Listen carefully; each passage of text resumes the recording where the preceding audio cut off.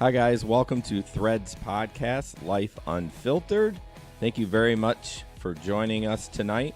My name is Jason, and this is Benjamin. Hey, how's it going? And this is our friend Alex. Hey. Alex has been on our other podcast and a friend of mine for a while, so he's got a pretty cool story, and we thought we'd bring him in and talk about it.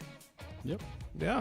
Well, Threads Podcast is an opportunity for Jason and I as hosts to have real-life conversations about what's happening in life and what's happening in our world. And it gives us the opportunity to just be real, open, and honest about those things. We live in a world where Facebook dominates our experience, and people are always posting, filtered pictures of their vacations or all the high points of their life. Nobody really posts much about the darkness they go through. So we want this podcast to be transparent. Dark occasionally. Okay. Talking not only about the good things in life, but also just acknowledging that we're three guys tonight that don't have it all together. We're not trying to convey that we do, and we just want to be open and honest with one another. So Threads is a chance to do that. The reason that we picked the name Threads is because there's so many different things that we experience and talk about in a given week or two. But yet there's so many commonalities that tie us all together. So even though there's lots of different threads, there's also a lot that ties us together and builds that camaraderie among us. And so Threads is a chance to highlight those things. Today we are going to be obviously learning more about Alex and his story. Mm-hmm. He went through some pretty challenging circumstances that were life-altering. We've got some Literally. Yeah, Literally. right. We've got some feedback from some listeners, reviews, and then also a question that came in from a new listener. And then we've also got the standard personal update on our lives, and then we'll have some current events chatter, that sort of thing. So that's kind of the direction that we're headed tonight. Jason, did you want to read a couple of the reviews that came through? Yeah, let me find that real quick.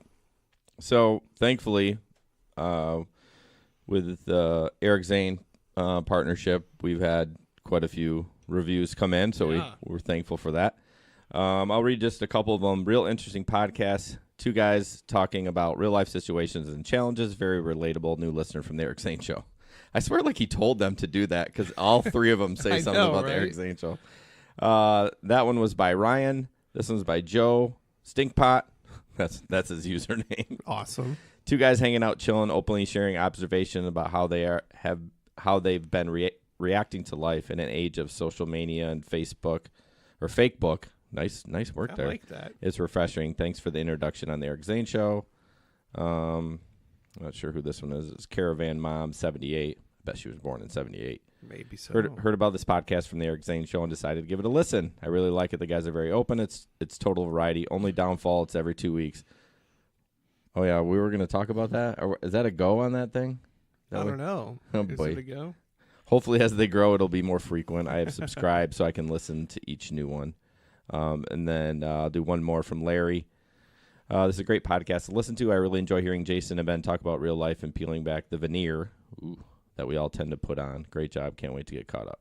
So that's awesome. Yeah, we'd love more reviews if you guys can do that. That would be amazing. Absolutely. I was going to ask you, Ben, I have the Zane audio. When do you want to put that in? I obviously didn't put that in the rundown there. So, well, we've already talked about him, so why don't we just throw it in now? you want to do it now? Sure. Okay. Might as well. Yeah, let me. All right.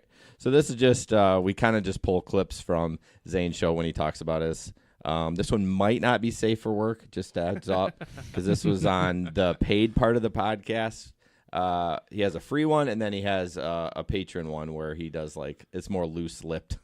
Am I going to need a box of Kleenex as I listen to this? Why? Because I thought he was going to rip me a new one about the basketball hoop. Oh, he doesn't. Oh. But Okay. yeah, so we're gonna go play that a little bit, and then we'll be back in a second. I will say this. I was listening to my friends on the Threads podcast today, And I've made it a personal goal to because what you have there is two people who have never done this for a living. And if you don't know what I'm talking about, the Threads Podcast, Life Unfiltered, threadspodcast.com is where you go to check this out. The two dudes, I did an interview with them like a week and a half ago, and it was great. They are really, really easy and fun to talk with. And they're getting into the world of podcasting almost like for fun, with the hope that maybe one day they can make a few bucks on it. And when I listen to them from a programming standpoint, like somebody who can tell them, hey, why don't you do this when you're talking, and it'll be better. Kind of like, and I give them little hints and pointers. But I wonder if I'm going to create a monster because of the two guys, Ben is the soft-spoken one. He's got like this soft, gentle, sweet voice. Oh. Now, Jason also is kind of like that, but I know he's bursting at the seams and wants to turn into like kind of a pseudo dick in a good way. But they're not sure how to grasp it, and they're trying not to offend one another. And I'm like, fuck all that. No. Glad I put that warning out there. You need to have some degree of conflict between you two. Ball is unfiltered. Give and take. It's true. Playful banter. Because when I listen to them, I'm like, yeah, you're doing okay, and it's listenable, and you're both very likable, but you got to add more layers to it. You can't just go on there and just say, this is what happened. I was upset because I put up the basketball hoop, and the basketball hoop's broken. I'm like, Wah. okay, yeah, you'd have that story, but now what? You got a perfect opportunity for one guy to bust the other guy's balls for being bummed out about the basketball hoop not being the way it is. So I'm trying to create a monster is what I'm trying to do. Essentially, I want to see them break up. I want to see them get mad, one storm out of the room, and then there's a fight, and then one of them winds up here. It's part of my master plan. I'm just kidding. They're great, but I am encouraging them. It's like, hey, why don't you try this? Why don't you try that? Just to keep it so, because it's new. If you're new into podcasts and you know what the fuck you're doing, you got one shot to impress people. You better be good at it. You better have something to say. You better have something to talk about. So that was great. I mean, he's amazing. Check his podcast out, ericzaneshow.com. Got a free podcast. It was really good. He does a great job. So he's been in the business for a long time, but that was funny. That was a good description of what's going on. I don't know. Maybe I will go work with him. See ya. You want to step in here? I'll go with Zane, actually. Oh, rude. Ooh. So we got a new website, and it's amazing. It's the same, what do you call that, domain or address, threadspodcast.com. Yep. Probably should have had the link ready to put it in there, but that's all right. Ben can put it in. Got you. Yeah, Ben worked on it, and it looks great. It has all the links that you need to subscribe and all that stuff. So check it out. Ben's gonna blog mostly, but blag. It's a blag. It's a blag. So yeah, check that out. All right, we're gonna just touch on a question from a listener, and then jump into the personal update. We're not gonna say her name. She didn't want us to. It says, "Hey guys, I listened to your recent." Oh, sorry, I thought you said something. Hey guys, I listened to your recent podcast regarding transgender kids, and it was literally in the heels of my husband and I having a disagreement on if one of our kids came out, if we'd be supportive. My husband says he'd love our child, of course, but not allow the partner in our home. I disagree 100%. I told him I'd be so supportive. We've been married for 18 years. I guess it never really came up before now, so we provoked a conversation, so that's cool. Yep. And none of our kids have come out, so it's not a situation now. But he leans on his faith, and we're both believers. He said I'm not reading scripture right, so I'm not asking you to take sides, of course, but I would love your perspective on this issue if one of your kids came out and how you would handle it. Ben? Well, if one of my kids came to me and said, "Dad, I'm gay, and I have a boyfriend/girlfriend, depending on the child," I would say, I don't know what I would say. That would be an interesting situation. That's why I threw it to you first. Right? But I know that I would support them. Now, would I allow that boyfriend or girlfriend in my house? I feel like I would have to be fair about it. Like, if my son wanted his girlfriend to come over to the house, I would probably say, sure, but you're not going to be in your room by yourself, or whatever the case may be. So I think I would treat it, my goal would be to treat it the same. However, it just adds a lot of layers of complexity, there we go, to the issue when it's a same-sex relationship. And I think that's just based on my own life experience and being in the church for a good part of my life. And the church isn't necessarily known for its supportive stance towards people Right. like that. But that would be my goal. Regardless of how I feel about the issue, I need to treat it, fairly as I would, if it was the opposite, I guess. So, yes, I would allow them in my house, but there would be restrictions and guidelines and rules. Well, that's the same for the other. You're basically. You just said that it was the same it would be the same rules, right? Basically, it would be the same rules, yeah. but with a layer of complexity to it, I think. What's the layer of complexity? Just my own views of it. Oh, your basically. internal Yeah. issues. It would be an internal Oh, okay. complexity, not a... Yeah, I was like, wait a minute. If it's the exact same thing, Yeah. where's the complex So I would part? try to treat it the exact same, but there'd be an internal struggle in my Yeah. head to do that. Yeah, I mean, I'm kind of the same way you are. I would accept it as is. I don't know. It's tough. Like, religion says that that it's not right, but I don't know. It's such a gray area. You know what I mean? And then Alex, what do you think about it? I know you don't have any children, but Yeah, no you can kids. still, It's a lot easier. I don't have to worry about it. right? Yeah. Right. No, I agree with Ben. If you treat both your straight and homosexual child the same in regards to their romantic partners being in your home, then I think that's appropriate. That's fair. I think first you have to accept your child for who they are. Yeah. Absolutely. And you can't do that without accepting the relationships they intend to have throughout the rest of their life. Because if you deny those relationships, you're more than likely going to drive that child away from you. Yeah. So if you want to have a relationship with your child for the rest of your life, you have to accept and understand those things and be comfortable with them. It may not go along with your religious beliefs, but that's so the tough. struggle. That's Yeah. so tough because you're absolutely right. Because if you say no, well, it's just like anything. Don't Yeah. do this, don't do this, don't do this. They're going to do it, and then they're going to have resentment that you were not okay with it. But then in my head, I'm like, I wish this could happen at age 19 and you're at college, because then you're not living in my house, so Yeah. it's a much different scenario when it's someone else's family, or B, they're not living at your home, right? Because like my son, he's 22. I'm like, whatever. Like, Yeah, you're your own sure. dude. If you want to do whatever you want. I mean, obviously, I'm going to give him advice and say, yes, I would like you to go to church every Sunday, and I would like you to not drink and drive, and common sense kind of things. But still, once they're out of the house, I mean, it makes it an easier. To me, it makes it an easier thing to think about.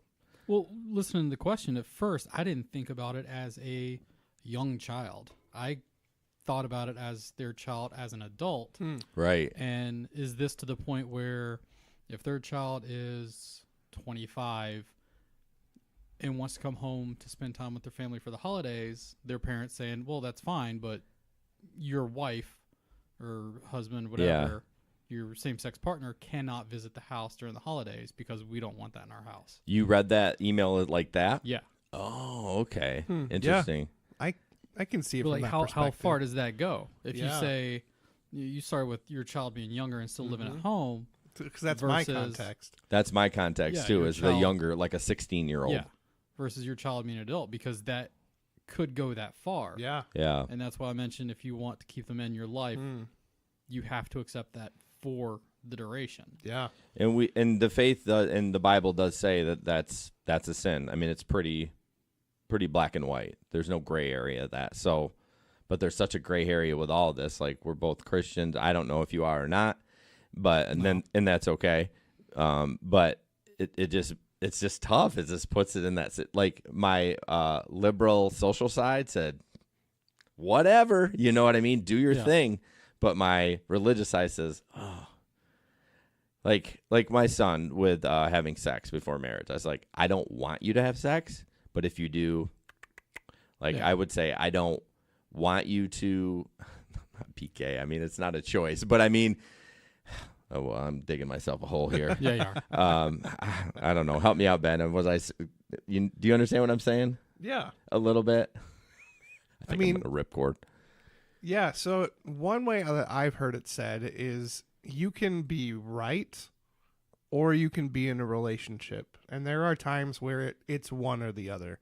You can hold on to your religious views and say, I'm right and this is how it is. But as Alex is saying, Yeah, you're gonna ruin that relationship. then it's the end of it puts a block. It builds a wall in that relationship. So luckily, most situations in life, you can be both.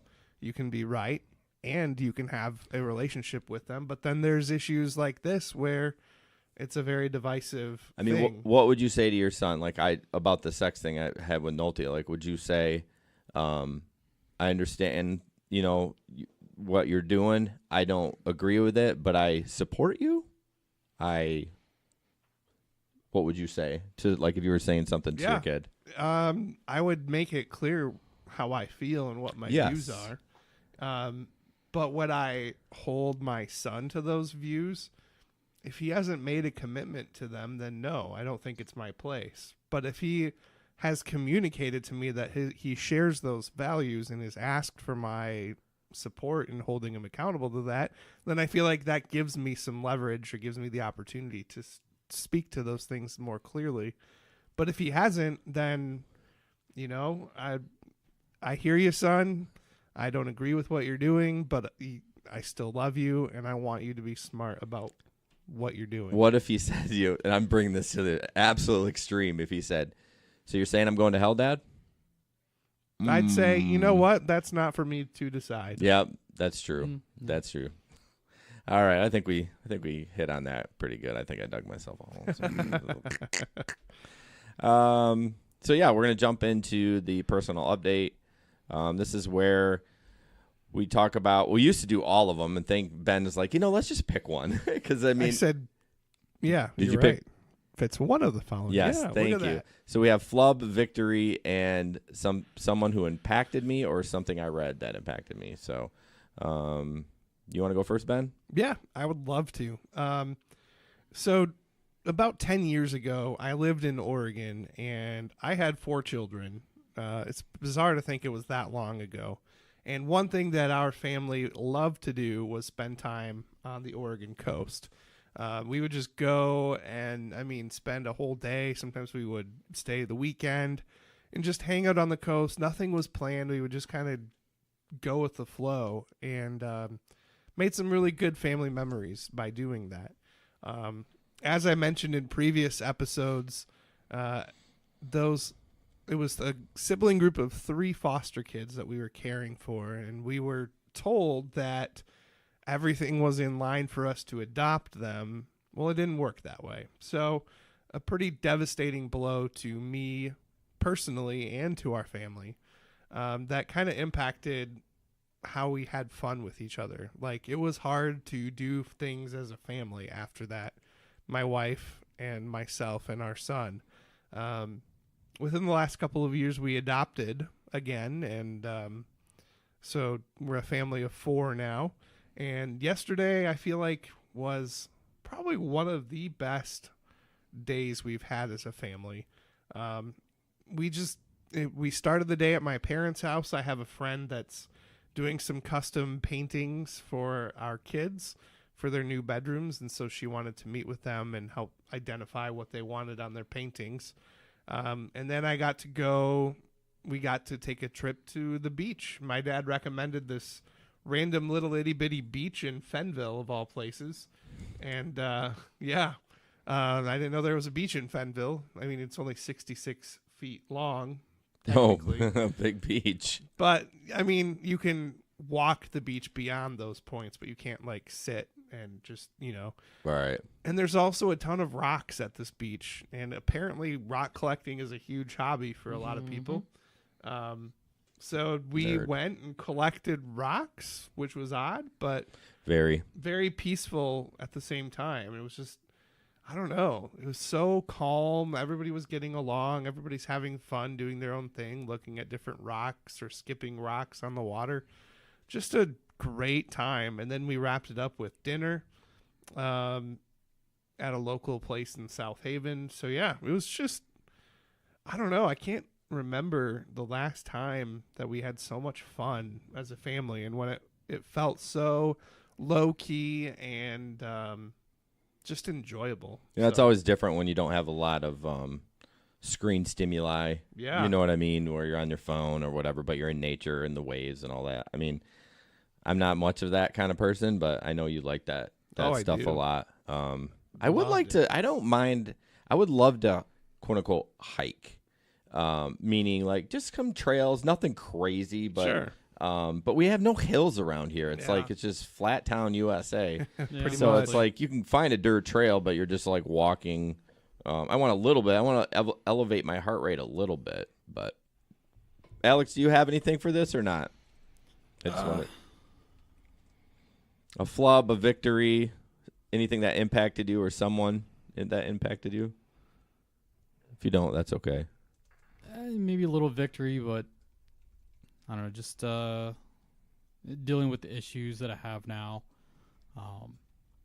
It's been kind of an up and down the last couple weeks. Yeah, medically or just kind of emotionally. It's always emotional, but the medical stuff. Okay.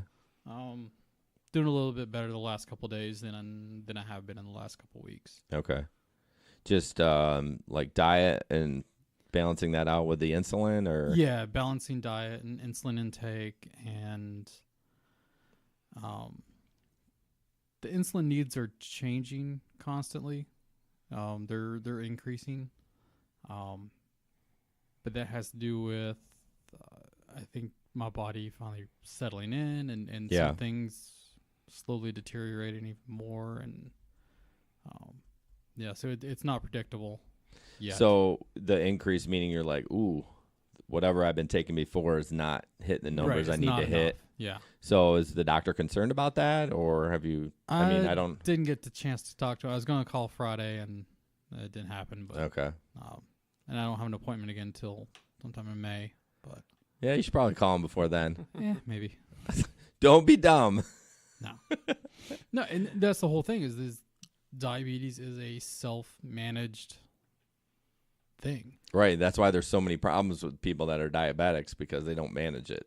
Yeah, either you don't manage it, or you rely on waiting to hear from a doctor in a few months, and right now mine's not consistent enough that I can go a couple months. So I just have to react to the way things are going right now and kind of figure it out. Because when did you move into your apartment? It was like last fall, right? Right Yeah. before the winter. Yeah. So you haven't been. It's not been a ton of time where you've kind of been consistently away from medical help. Right? No. Yeah.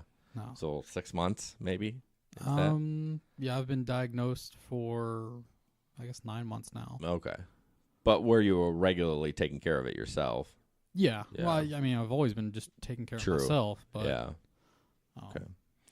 Well, mine is something that impacted me. I was, I'm not going to use names, but I was on Facebook yesterday, and I was like, saw this post from an acquaintance, and it was kind of cryptic, but I'm like, that's interesting. And she was talking about a story of this person in her life that started drinking again, and it's been a problem, and it decided to go out and get some drinks, left the kids at home and friends' kids at home, and then never came back home and turned his phone off. And so, and I found out who the person was after I figured it out a little bit. And it was somebody that I would never have expected that he had a drinking problem because he's amazing in the community.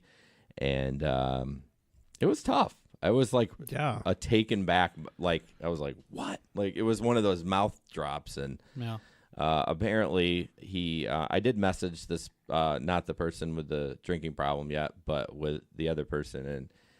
And she said that, he was good for about a year, but he's back at it again. I'm like, oh no. So this is where I struggle with this is I'm going to reach out to him and I want to shake him for one, because he's Right. got 2 kids. He's and a 3-month-old. Jeez. So, man, what do you do? So 3 kids total? 3 kids total, Man. yeah. So it's just tough. He's like I said, he's big in the community and he's won an award for autism, like not for being autistic, but he has an autistic Was son. he infected with autism? Yeah, I don't remember that, by the way. Really? Apparently, man. I said, did I say Sullivan was infected? Yes. I said, I mean, there was you were I'm- talking about the degrees of autism, yeah, like the spectrum. and you meant to say affected. Yeah. But it came out infected. I don't know. It But was like a disease. Words are hard. words are hard for me. Our last podcast, it was a struggle bus for me that night. I don't know what was going on. But yeah, I need to reach out to him, and I want to just say, hey, man, do you need some help? And I don't know. It's just, I've never had to deal with this. He's not super close in my life, but we've spent some time together. Sure. So it's kind of like, you don't want to they're only going to get help when they're ready. Oh yeah. So if I sit there and scream at him and call him a dumbass, I mean, is that beneficial? Like, I'm not sure what I should do as a friend to sit down and just say, hey, I'm here for you. I really want you to get help. But, mini intervention, hey, Yeah. until that, I don't really think that, we can have a relationship or whatnot. But It's it's one to be there and say, hey, if you want to talk or something, let me know. But also, if you want to try to push further, you can't just come out and say, point blank, you need to stop drinking, you need to deal with it.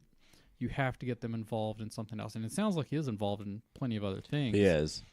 You should just help make sure he's involved in those things and away from his vices, his things are going to trigger him to go drinking again. Right.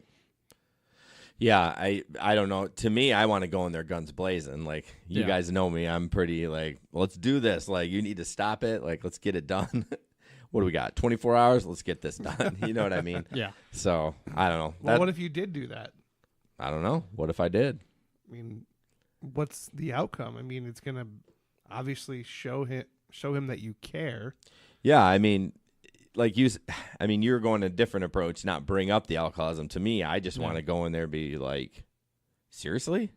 You have these, I get it. It's a disease. So I don't want to poo-poo it, that it's just, you can just stop doing it. But I want to, you have 3 kids, you have a job, you're in the community doing these things. You're going to lose every single one of those things because of the drink. What can we do about it? So that's don't what I'm know. dealing with. I feel like if it was me in that situation, you would come at me guns blazing. I would too. I mean, yeah, I think it'd be different if you started drinking now and he never did it before. Then it would be different. But I don't know if I'm not that close with this guy compared to you. So I don't know. I got to bounce that around a little bit. But Well, it sounds like he's already quit once and now Yes. he's relapsing. yeah, for a year he was good. So I'm unless she's doing a year in quotations, Yeah. it was better, but it was still an issue, but he could manage. Yeah. You know what I mean? So I don't know. I think I'm going to pull an audible here, Ben, and I think we're going to jump into Alex's stuff and then Let's do it. go back to current events. Please. Okay. Yeah. Are you ready for that? Okay. So we have a bunch of questions, and you saw them. I don't know how you want to tell the story, or Yeah, I could just kind of go into the story, I guess. so let me explain to people. Yeah. Alex and I met rideshare driving. Did we meet at the airport? I swear I met everybody at the airport. Maybe. Probably. Maybe. I don't know. Sure. why I have a not? terrible Call the memory. airport. Even when we were describing on the GR podcast, I was Oh, yeah. I have no idea. I don't know how I met him. I don't know how I met Jesper. Like, it just kind of happened. We met because of the podcast. We did? Yes. How? So you had done episode 1. Which was amazing. Yeah. Mm-hmm. And then I reached out to you because I This was is crap. I can do the better. kind of. It was a single podcast. It was like 12 minutes. And I was like, hey, I listened to it. I think it's really good. Mind if I join you? And then That's how we met? That's how we met. That's bizarre. Yeah. I'm like, yes, please save me. So, yeah, we met. You and I met rideshare driving, and then we kind of just started hanging out. We both had, I mean, you still got your long beard. I'm working back on mine. Yeah. So- Ready to go. It's coming in. It's coming in good, yeah. Yeah. And then are you still doing anything with the Whiskers Club? It's pretty much died out. Did it? That Yeah. sucks. I know you invited me. Every time you had stuff, it was brunch at 11 on Sunday when church was going on. Oh yeah, we're mostly a non-religious group, so, Right. And you which know. is, hey, whatevs, you know. Hey, but it's can easier. It's easier to get into brunch at 11. I know. Before Before all the everybody church else gets people out of go. church. It's No, true. I get it. Yes. I get it. So, You go to the early service, man. Yeah. yeah, I could do that. But, so, yeah, we kind of bounce around stuff with the beard, and then we've been involved with Laugh Fest together. Yep. So yeah. And then what led you to be in the hospital, Alex? Oh god. So, see, this all started October 2017. So middle of October 17. I went to work that morning, a little early for meetings. Felt fine.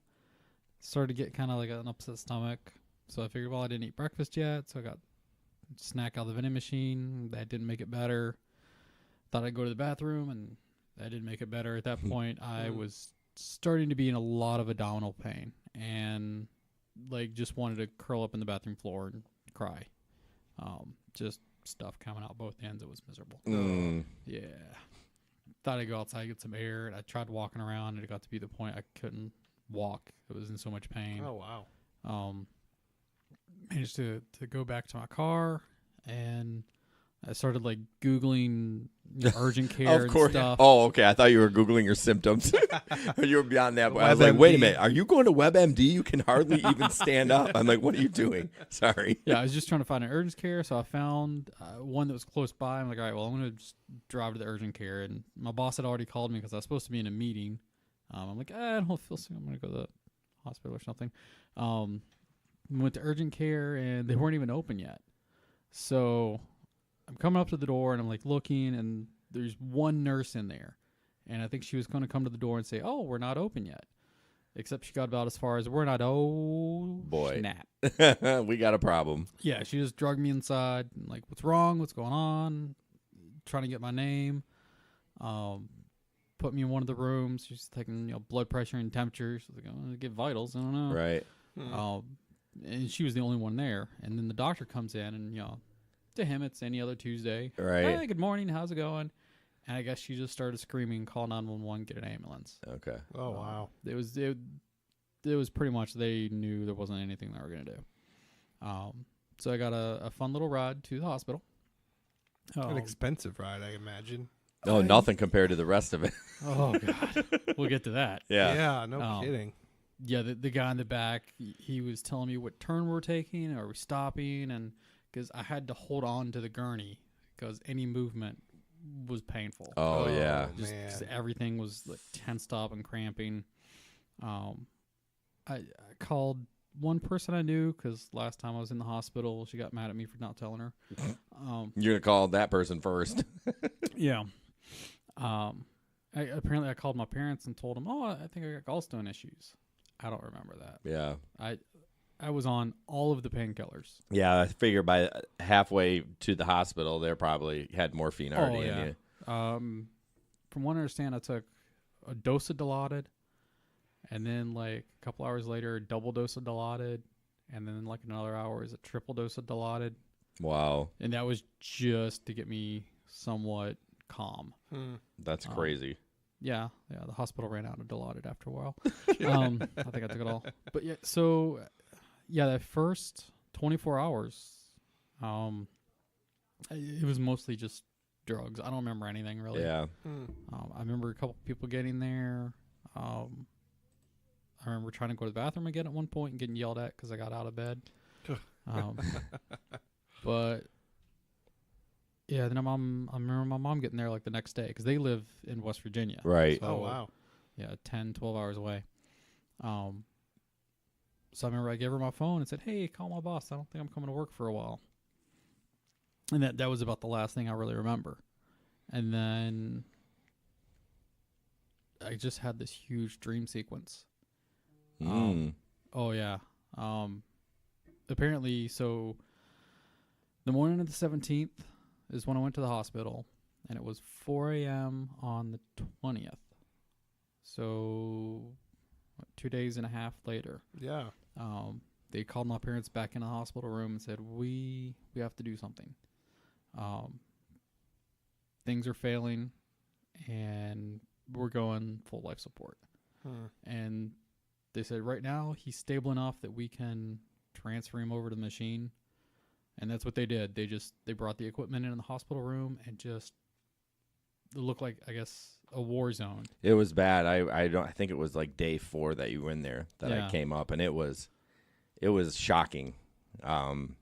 You can watch all the ER shows or all the TV shows you want, but when someone that you know is in there, you're just like, oh, Whoa. my goodness. Yeah. I mean, it was crazy. Yeah, they hooked me up to ECMO, which is the name of the system. So apparently it's basically they stick a tube in, and that pulls your blood out, Okay. filters it to replace your kidneys, oxygenates it to kind of replace your lungs, and then pumps it back in to replace your heart. When I told Megan you were on ECMO, she's Yeah. like, oh, that's not good. Yeah. She's like, I hate to tell you that. That's not good. Yeah. So. Yeah, so they put me in a chemically induced, not coma, but I mean, it kind of. You were chemically paralyzed. Okay. So the heart and lungs don't fight what's going on. Right. So is your mind still engaged at this point? It was trying to be, Okay. and that's where the dream sequence came in. Yeah. My brain trying to understand what's going on. Yeah. So I had dream sequences where I was on some sort of beach and things felt very sandy and kind of uncomfortable and hot. I had a dream that kept recurring where I was in an elevator with people doing a radio broadcast. Was it a podcast? Maybe. But it was in the elevator. In the Like, they elevator. did- Hey, we could do that. Let's do Yeah, that. they did the sometime. podcast in this elevator, and it was a glass elevator on the outside of a building, so you could see Everyone in there and stuff. you could see like the skyline of New York. I don't know why this was New York. Wow. And New Jersey. I don't know why. Who wants to New see New Jersey Jersey? Right. Exactly. Right. Yeah. Sorry to New Jersey fans. And I remember somebody always had like a Starbucks latte thing, and they would just be sucking on it. Are you a Starbucks fan? No, That's so you don't even drink crazy. coffee, do you? no, not really. Wow. But it's just So those just weird these things. random things. And that was my brain trying to understand the noises and sounds and things that were going on. Yeah. And my guess is like the Starbucks thing was like suction tubes where they were sucking on infection and doing stuff like that. And I guess the equipment and the crowded nature of an elevator maybe made sense. At one point they had my grandfather, somebody drove him out from the Chicago area, and he's in his 90s. I mean, Wow. Yeah. I mean, obviously it was kind of a big deal if they were willing to do that. But I remember he made it into one of the dreams where we were on a family vacation, and it was the very southern tip of South America. And the gravity was weird because you could jump from one side of the country to the other. That because seems legit. yeah, That's like a totally flat earther legit. kind of thing or something. Yeah. But I heard his voice in the dream where I was a spy. I don't know how. But my brain trying to process this voice that I don't hear very often appearing in the room. So, like, he made it into the dream. There was a lot of other people I know. Like, there was a big dinner or something for my birthday. It was how I rationalized it. And Yeah. like, there was a lot of voices there that I don't normally hear. Were you in the hospital on your birthday? Surprisingly, no. Okay. Just Halloween, Thanksgiving, Christmas, and New Year's. Wow. Okay. Oh yeah. So I got sick on the 17th. When I woke up again and started to remember things, the date on the board in the hospital was November 5th. Hmm. So I was pretty much out for like 2.5 weeks. Yeah. Yeah. Whew. So people that are listening, let's basically tell them what it was that Okay, caused the. So Because they're probably like, well, what happened to you? So yeah, what caused this? So the doctors figured out it was a gallstone had went into the pancreatic duct, and that clogged the pancreas. A straight plumbing problem. Yeah. Straight up plumbing Just problem. Yeah. Gallstones. Everybody Yeah. has gallstones. Usually Right. they just pass. Mine just decided to go in the wrong tube. Right. And so And- then is it the pancreas? Yeah. That- So the pancreas backed up, Yeah. and like the enzymes and stuff that it would normally produce and spit into the stomach to help Right. digest food went out like the wrong end and started to eat the pancreas, caused infection. Oh, The man. infection spread throughout the body cavity, started to have an effect on the kidneys and the lungs and my heart. And I wonder- shut things down. Did they say how long it probably was going on before you got to that point? Or No, not really? They didn't really speculate any of that. Looking back, though, I had a work trip a couple weeks before that, and I was out of town, like in Dallas, and I had a really bad stomach ache when I was there, but I thought it was food poisoning because I went to Yeah. like a little mom and pop steakhouse and got a big rare steak. I'm like, oh, Delicious. that was a bad idea. I shouldn't have ate that. Yeah. That was maybe the point where things started to go wrong, and I didn't know because I felt better a Sure. day or two later. Yeah. So I didn't think anything about it. Knowing now, It's probably the issues. probably was it. Yeah. And that was like, what, 2 weeks before? Yeah. Yeah, that makes sense. Yeah. So I could have been going septic for 2 weeks and just didn't realize it. And then My guess it was pretty soon. You can't go long with that leaking in there. maybe. Yeah, and my guess it wasn't like a 3-month thing. It started No. slowly. No, I don't think it was 3 months. Maybe it was maybe a couple weeks. I don't know. Yeah. But yeah. So so I had a gallstone going to my Basically. pancreas. Yeah.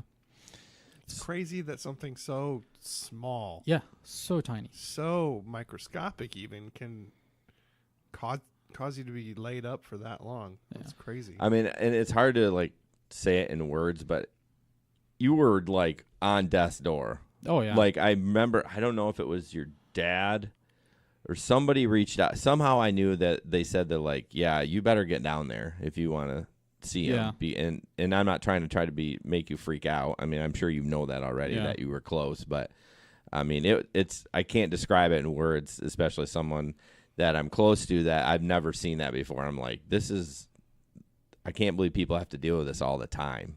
You know what I mean? Not all the time, but I mean, everywhere in the country, there's these hospitals where people are dealing with this pain of their losing their loved one or all. It's just like, it was like emotional for me and Phil too, man, because Phil and I were up there together, and yeah, it was tough. It was tough. I don't know how to describe it in words other than saying like it was touch and go there. So Yeah.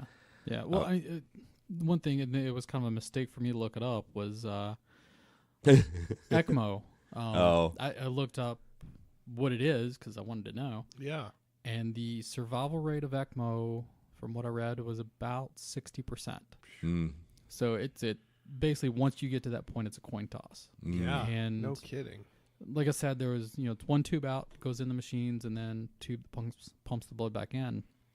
They were worried my left leg wasn't getting enough, so they put a third tube into my left femoral artery, and then they were worried that my heart was not getting enough blood flow, and so Man. they put a fourth tube into the veins going straight to my heart, and then they told my parents, "That's it." that's all we could do. Yeah. And before you got hurt, you had some heart issues Yeah. in the past, right? Yeah. So explain those again, what those were. So, on top of this fun episode, No kidding. December 2015, I'd went to urgent care and took a chest X-ray, thinking, well, you're having trouble breathing because it's something in your lungs. Well, it wasn't the lungs. Mm. Lungs were clear, but the heart was globby. Globby. That was the doctor's word. Is that like flub? Right. Yeah. Glob? It was, Flub? it was a flub. It kind of looked like Flubber from the movie, the little. Yeah. Yeah. So what they eventually figured out was my heart wasn't formed correctly. From birth, right? Yeah. Okay. And luckily, I had a really good cardiologist that actually looked into this, because basically what he says is you're kind of overweight and you drink a little and you smoke a little, but you're not that unhealthy that you should be having heart failure. Right. Right. No kidding. At the time, 32. Hmm. So they kept looking into it, more CT scans, and they're like, oh, it just didn't form right. So, I'd already looked at, okay, I got heart failure. That's fine, whatever. And then Survived. go to the hospital again, and that was the point where they put me on ECMO, was the heart function was down to like 15%, 12%, which is Nothing. It's about to stop. Right. Yeah. So yeah, on top of heart failure and now this issue with a pancreas, caused me to now be diabetic. There's also It's amazing that you were able to, pull through with already having a heart issue. Like, you already went in there little down a peg from 100. Yeah. Well, and that's the thing is once I figured out the heart issue initially, I was able to kind of build it back up a little bit. So Yeah. It was close. Yeah, I know to you had been normal. working on that. Yeah. I remember you talking about that. Yeah. that you But would- then that was one of the things a lot of the doctors said, that, about the only thing that saved me was my age and not being that old. right. Yeah. Yay, being young. Yeah. Right. Yeah. But Enjoy the- it while it lasts.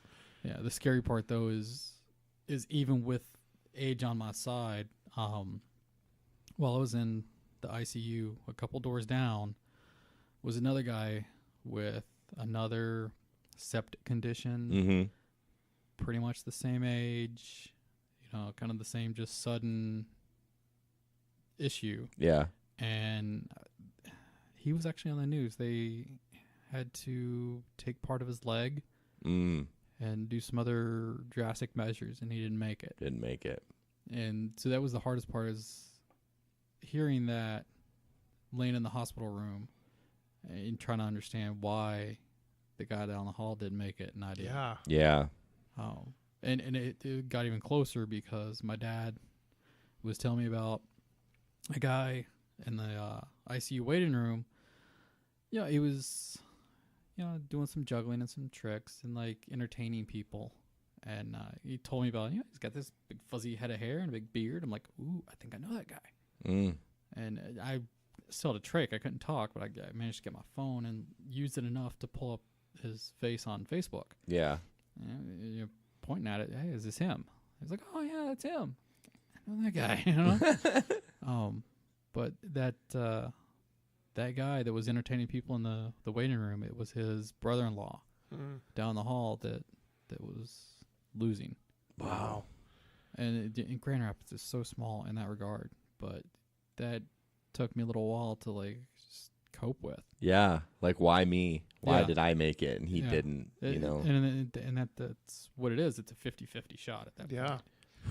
Have And you there's no come to reasoning. any answers to that question? No, Yeah. no. There's no reason why. I don't know. Well, we would say, us religious folk would say God has a plan for everybody and he's not done with you, whatever that is. Yeah. Take it for what it is. But, and it's tough, people that aren't religious. Like, when you say, well, if everyone has a plan, why was it God's plan for that guy to die and not me? Yeah. I'm sure he wasn't a bad guy. And No. you know what I mean?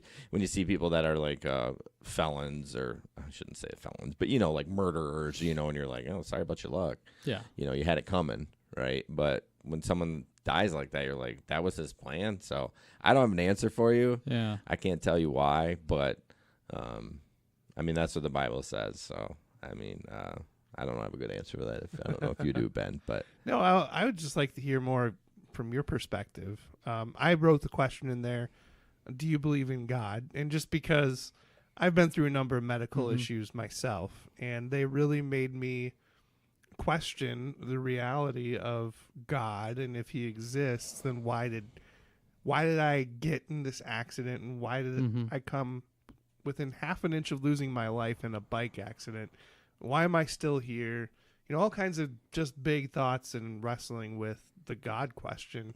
So I'm just curious from your perspective as one who maybe doesn't identify with a faith, where do you stand as far as a belief in God or a higher power? And then more specifically, how does that tie into your experience? So I wasn't necessarily raised in the church or in a church. I did go quite often with an aunt. And I did get pretty involved in the church in my younger teen years. Okay. But it's not something I attached myself to. Sure. I didn't or don't wholeheartedly believe that is the truth of the universe and how everything was created. My background is engineering based, more science, and that's where I lean. I don't know that I could say there is no God, but I don't agree that it is the one of the typical Christian faith. Right. Okay. Or, typical Christian Judaism and Islamic faith. Sure. Because technically they are the same one, but even between those three faiths, there are three totally different ways to look at the same being, so to speak. Yeah. And which one is right, which one is wrong. Well, no one can say that. Yeah. No one. I don't care if you're super in your Christian faith. If you say that, you're full of shit. Yeah. Because you don't know. No one knows. You just go with faith and that you're like, this is the way I'm believing.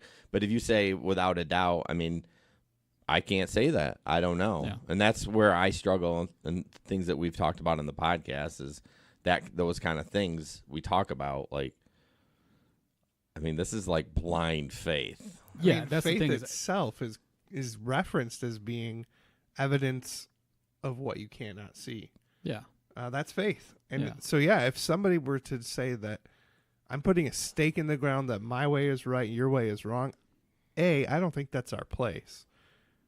Yeah. B, that's not faith. That's dogmatism, really. It's super dogmatic to make a claim like that. But it's a tough balance, though, because obviously as a person of faith, I want others to share in that faith. Yeah, as well. I mean, they do that is part of it. You try to bring, people to Christ. So this is an intervention, Alex. Yeah, come to Jesus. That's why you're You wanna on the run? podcast. Thinking about it. We got some Kool-Aid upstairs if you want to drink some. I can't. I'm diabetic. Oh, shucks. Not tonight then, dude. No grape juice either? You can't do communion? Man. No, I can't actually. Oh. But, yeah, it's just one of those things that we're called upon to do that, and there's people that do it in a weird way. Yeah, to get into religion and faith, Christianity as an idea isn't necessarily bad. I don't personally want to be associated with the more extremist versions of that. I hear you there. And that's why I find it hard to say, oh, I'm a Christian. Yeah. Because I don't follow in what I understand as the Christian faith.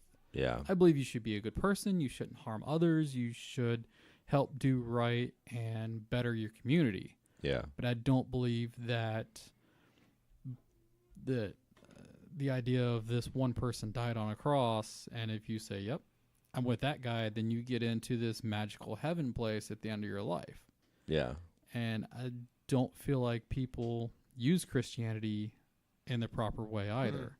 Well, there's a lot of hypocrisy. Oh, so much. And that's Yeah. what I hate about the Yeah. church. That's we've touched on that a ton. Yeah. Like, you live this at church and you live this holy roller life during the week, but I know you're crazy and you beat your kids. Yeah. I mean, I'm not saying anyone specific, but I'm just like, I know that for a fact. So why are you presenting Yeah, yourself? so as- many people say, I'm a Christian, and they go to church every Sunday, Yeah. but those are the same people that are getting completely wasted in the bar Friday night and just doing completely such stupid things. And I can't agree with you being able to say that you're a Christian and doing any of that. Well, how I grew up, I mean, I was abused quite a bit as a kid, and like it was that fake life in my house. Like Sunday, we made sure everyone looked great. We went to church, but meanwhile at home, all three of us kids were getting the crap kicked out of us. You know, that's why I have trouble with Christianity and hypocrisy and those kind of things too. So I'm right there with you. I mean, I do believe in God and I have a Christian faith, but I have a lot of questions too. Like, this is weird. Yeah. So. And just my idea of it is if you're going to be a Christian, there are certain expectations. And Yeah. I do not want at this time to live up to the expectations I have of a Christian. Yeah, that's fair enough. So another question we had in there, how did your friends and family respond when you got hurt? So I know your parents, amazing. Like, I never met them, and they were just, like, amazing. They were just so sweet and seemed very composed every time I was there, and I'm sure they were falling apart other times. But how did you feel supported during that time? Like, well, obviously you came out of it, and then the recovery later on. There was a ton of support. I mean, and you, Jason, had a lot to do with it, with starting Facebook groups for support, and then doing a fundraiser for selling shirts and stuff to help me pay with the bills in the end, and I so much appreciate all of that. And then there was a ton of support, and it's one of those, maybe you have friends, have people that you can ask of things, right? But you don't know until maybe it matters. Yeah, I realized when I created that Facebook group that you touched a lot of lives, because like, oh my gosh, I was like getting notifications like 3 or 4 an hour to join the group, and it was hundreds of people in there, and I told your parents that too. I'm like, this dude touched a lot of people's lives, because I don't think that would happen to me. I mean, I may have touched your life, but I probably pissed you off. The people just join and go, hope he doesn't make it. To troll that guy. No, it was a ton of support. And honestly, for me, I mean, for the first couple weeks, I didn't know any of that was going on. Right, true. Yeah. But the support for my parents, because like I said, they live in West Virginia where I grew up. So moving up, basically they moved up here. Yeah. My mom didn't leave Grand Rapids for 3 months. Wow. And for everybody to step in and help support and make sure that they had things that they need and they had emotional support while all this was going on. Yeah. For me, it didn't matter what anybody did, because for the first couple of weeks it was just hoping. Mm-hmm. And after that, it was the doctors and the nurses doing what they had to do medically to get me going again. Yeah. But the support from my parents is what really meant more to me, because, they needed it more than I did at that point. Sure. Yeah, it's and this is not to make you feel bad, but without like a significant other, someone that, I mean, you have a ton of friends, but they all have their own lives, right? Yeah. They're not going to sit by your bed, but having your parents there, I mean, or a spouse or whatever is crucial. Oh yeah. Yeah, they were amazing, and they couldn't have done much better.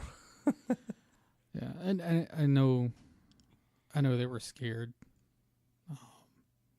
Yeah, and my dad would get upset with the nurses and yell and make noise about it, and that's because he wanted to make sure that I was getting the best care I could. And that's normal, and they're used to that. I mean, they understand the amount of stress that those the parents are going through for that. But I could see myself losing a cool quite a bit if my wife or brother, or I don't have a brother, but well, I got weird. My wife or my sister, or not so much Ben, but thanks, appreciate that. So I hate you too.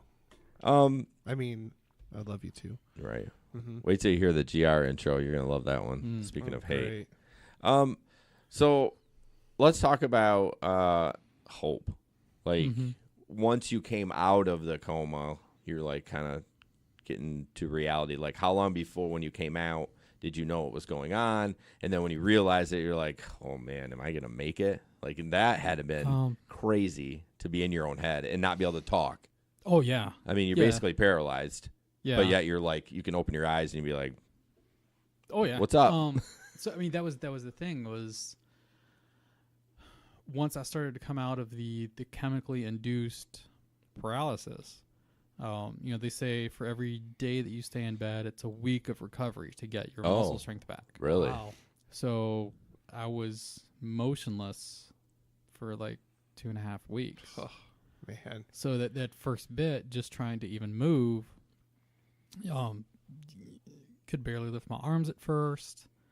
You know, I wear glasses, so I couldn't see right Yeah. away. So I had to manage to get somebody to pay enough attention to me to give me glasses Right. so that I could see again. Oh, yeah, man. like Yeah. And then I could see the board and go, what? what happened to me? Yeah, and I could only mouth things really at first because of the trach. Yep. And yep. apparently I agreed to the trach. I don't remember any of this. Like, I think they woke me up long enough for them to go, hey, do you want a trach? Like, yeah, sure. Did you have to sign something, or it was a verbal? It was more of a verbal. Huh? I think I was getting it anyway. They And just what's kind of the wanted to purpose feel of better. that? So the chemical paralysis obviously shut down everything. Yeah. Heart's not going, diaphragm's not moving, Lungs. aren't going. So the trach was to make it easier to get air in and out of my body. Sure. More efficiently? Yeah. Yep. Yeah. Because it just like putting a tube down through your mouth and your esophagus is rough. Mm-hmm. So it has kind of a negative effect. So the trach makes that a little easier and it's a little bit more efficient. But it stops the airflow coming through your vocal cords, so you can't talk. Mm. And so my lungs, after being shut down for a while, you know, that the diaphragm had weakened, so I couldn't actually breathe on my own either. Mm. So once they woke me up, it was still breathing for me. Oh, that's weird. Yeah. Was it weird? Because you could Oh, feel yeah. it, right? Like you could You realize. can feel it some, yeah. Oh, that'd be weird. Yeah, so, you know, that was doing the breathing for me. And so upon waking up, you know, you can't talk, you could barely move. Yeah. I was able to start moving my arms again, and you know, I wanted, give me my phone, I'll use my phone. Yeah. I couldn't actually hold it. Oh, you were The- so weak. Yeah, so much strength was gone out of my hands. I Yeah. couldn't hold my phone. We eventually worked up to, you know, kind of scratching with a pen, and that was so. But somebody finally gave me a sheet with letters on it, Mm. and I was able to move my hand kind of enough to somewhat spell out letters, and we started communicating a little bit more Yeah. that way. How frustrating, huh? Yeah. Ah, man. Because you know what to do. You're like, okay, just give me the phone. Yeah. Like I will, and you're like, I can't do it. Yeah, yeah. So that, I mean, if you've ever known somebody that has any form of paralysis or something, I mean, that's got to be so frustrating. Yeah. That your body doesn't do what you want it to Yeah, do. if you were paralyzed from the waist down, you can tell yourself to go walk, but it doesn't work. Yeah. It's Mm. It bizarre. just doesn't happen. Yeah. So that was hard, and then, well, like I said, learning what actually happened, because, you know, people had to tell me everything, and they didn't necessarily go, oh, well, this is, you know, a full recap. Mm-hmm. It was more I had to find the right questions, or something would come up, and I would go, what? Yeah, and Like- bits and you were getting information, not the full story. You were getting like bits and pieces, Yeah, right? I would get bits and pieces that were relative to whatever the moment was. Like the first time I heard the word ECMO, yeah. Yeah. I What's just- that? I just looked at my mom and went, ECMO? ECMO? Like I mouthed the word. She's like, oh, yeah, you were on this life support system for a couple weeks. Oh. Oh, Wow. so I was Good that to bad. know. Yeah. So just all those little things. And we were talking about hope. Yeah. Squirrel. That's okay. That's all right. Squirrel. Yeah. We have squirrels on the show But, a lot. They're fun. hope was back and forth. Yeah. Yeah, I mean, can imagine. at first, so many things were so frustrating, because my brain just thought, "All right, get up and go do what you're going to do," Yeah. and then the body wasn't going to do that, and I couldn't do what I wanted to, or the doctors wouldn't let me do what I wanted to. Like, I wasn't able to eat at first either. You know, Yeah. they had me on a feeding tube. And, so my brain's going, oh, you need food. But that was a big no-no because with a trach in your throat Yeah. and your body shutting down, just the idea of swallowing water could go very wrong because it could go in your lungs, and your lungs aren't strong enough to force the water back out. Yeah. Oh yeah. So you could just drown yourself Hmm. because you wanted to drink water. So I couldn't eat for a month. Wow. Yeah, I didn't actually eat food until like the last week of November. Because Okay. we came up for Thanksgiving and Yeah. brought a bunch of Yeah. food, but you weren't eating yet No. because we were all because you had been moved at that, maybe Yeah, not. I had been moved a couple times. Yeah, I know. But we were in the small waiting Yeah. room in the back. I remember Tiny was there. Yeah, that's when they first got me out of ICU. So I mean, I was in ICU for half of October and probably 3/4 of Yeah. November. So probably a week after Thanksgiving, then you started eating some solid Yeah. food. So Yeah, actually Thanksgiving was the first time I seriously talked again. okay. Yeah, so I mean I hadn't actually talked for over a month. Mm. Which kind of I freaked out my mom when I did that because the doctor came in and it gave me what's called a speech valve, where they put a one-way valve in the trach, Okay. and so you can breathe in through the trach, but when you go to breathe out, it stops and forces the air to go through your vocal cords, and that's what allows you to speak again. Okay. But it was a matter of my lungs being strong enough to even force the air Yeah. through my body. Jeez. Wow. Yeah. So I finally got the trach down a size, and then they put the speech valve in there, and I was actually able to force enough air to actually make noise and talk. And my mom had already left the room. She went back over to the little courtesy hotel for a little bit before Thanksgiving dinner that everybody brought over. And so when she walked back in the room, I just kind of went, Mom. Oh man. And it was one of those, she hadn't heard me talk in over a month. She Right. cry? She start Yeah. crying. Oh, I She bet did. she did. Um, Yeah, that would be crazy. yeah, she looked at me and what was that? Yeah, like she's like happy, but she's like, that was creepy. Yeah, it was a little creepy. Yeah. Yeah. I mean, and that's one of those things. It's just being able to talk again, and there was hope, but it wasn't just, like all of it there all at once. It was tiny little things that would feel better, Yeah. or small victories. Like the first time you could wipe your own butt again. That's kind of a small Right. victory. Right? That is. Yeah, it's amazing. I know I keep saying that from where you came from to where you are now. Like, it's Yeah. straight up amazing. Like, thank goodness for science, you Yeah. know, like all the medical stuff that they could do for you. So one of the questions we had out here too, and we'll kind of wrap it up. What was the biggest lesson you learned? So I know one I skipped a little bit, and we can briefly touch on that. Like, did life return to normal? Everything's normal except the diabetes, right? And what?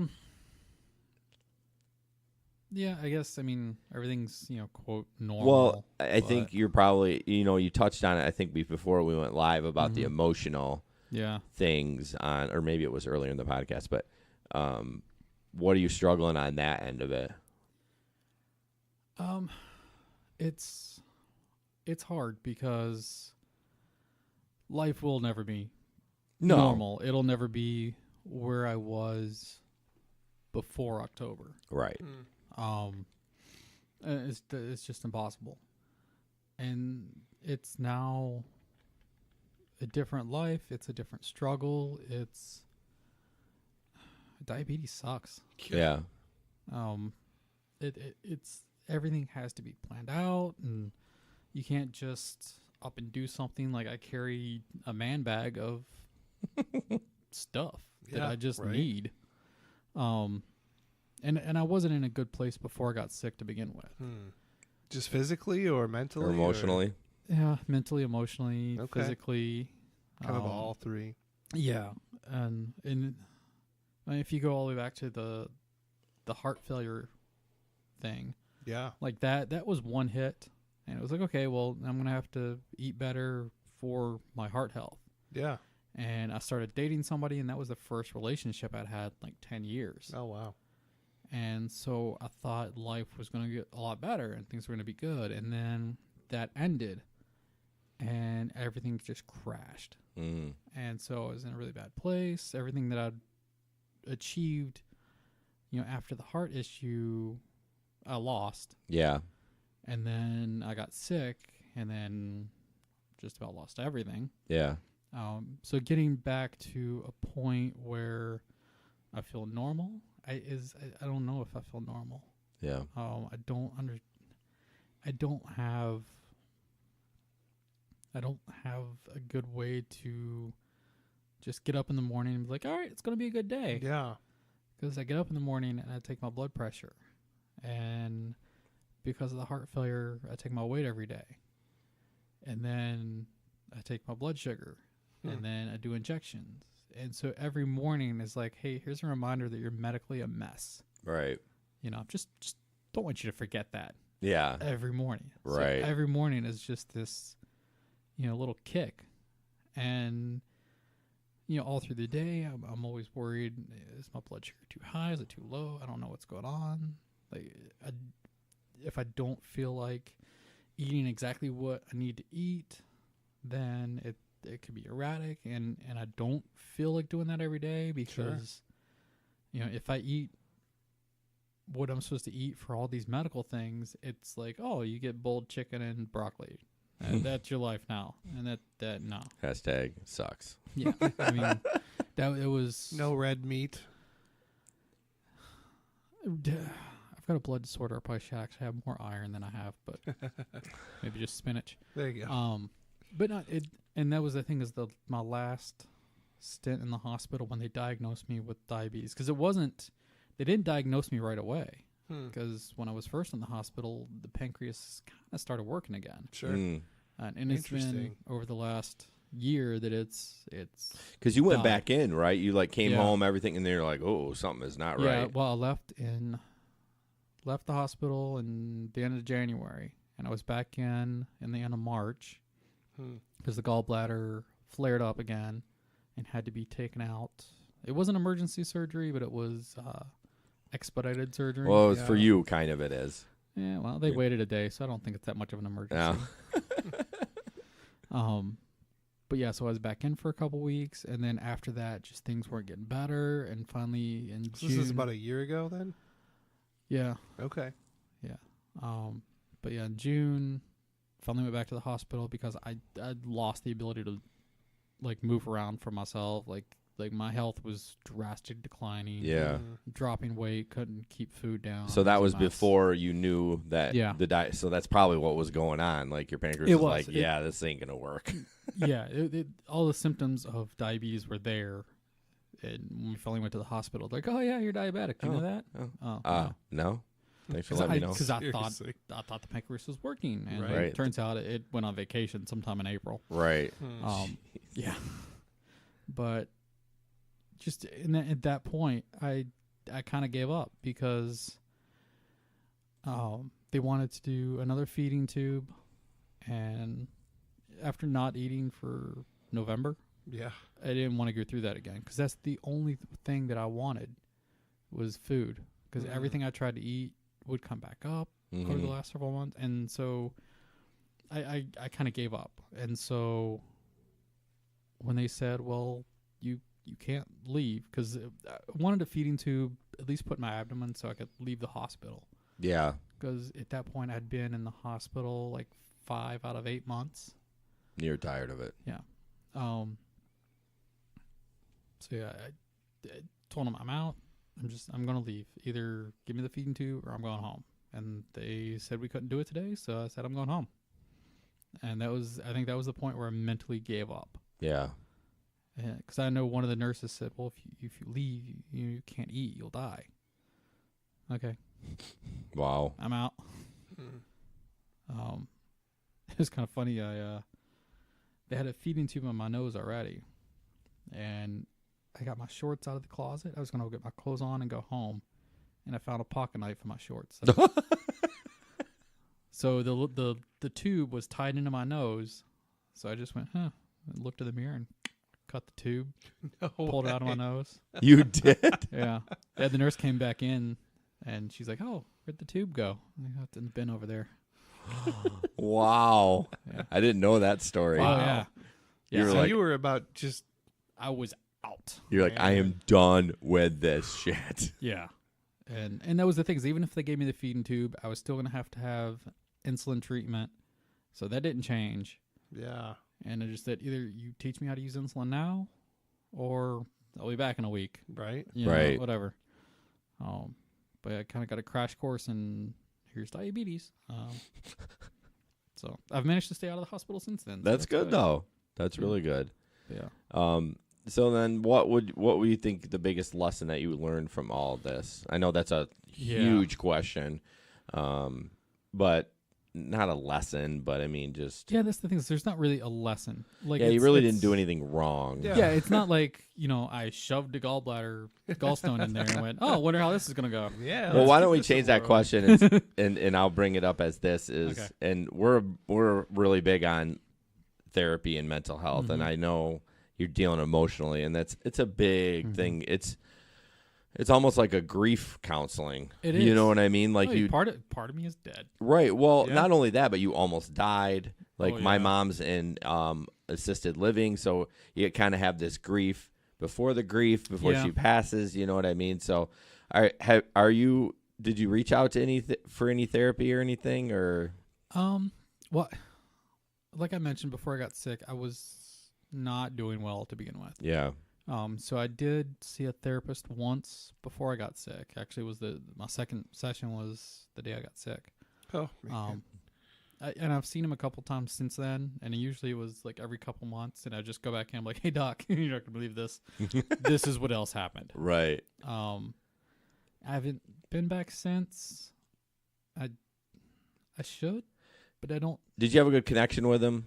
It was okay. Because Ben and I talk about that all the time. Like sometimes you have to try 2 or 3 therapists where you're like, oh, this one clicks. Like mine, her name is Heather, and she's amazing. Like if she dropped me or whatever reason she stopped doing, I'd be like, oh, this sucks. Like Yeah. this is terrible.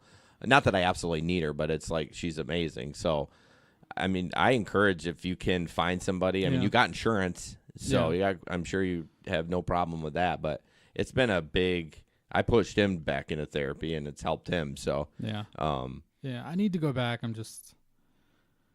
It's one of those things you don't go to therapy unless you want to go to therapy. Yeah. And I'm not That's sure very where true. I'm at on that. 'cause That's- I've it's done it, and so I know true. I should, but I don't know where it's gonna get me right now. Yeah. Yeah. Like, If you're not open to it, it's not gonna help. yeah. It's just- it might just not be. It's not the right type of therapist. Yeah. Yeah. For sure. So I still just gotta figure know, that out. yeah, I just know that for us, it's been. I mean, Megan and I go for just like couples counseling. Mm-hmm. When we have a great marriage, but sometimes you need to tune up. Sometimes you need to talk about stuff, or if we have an issue that we just can't solve on our own, we're like, yeah, let's go see Heather. Let's figure Yeah. it out. And usually she doesn't say a damn thing, but we figure it out by the end of the thing. Here's your copay. Have a good day. Sometimes you have to talk through it. Right. And In a safer environment where you're not at home, Yeah. can kind of lose your cool. I mean, It's you a could. neutral zone. It's a neutral zone. Yeah. So.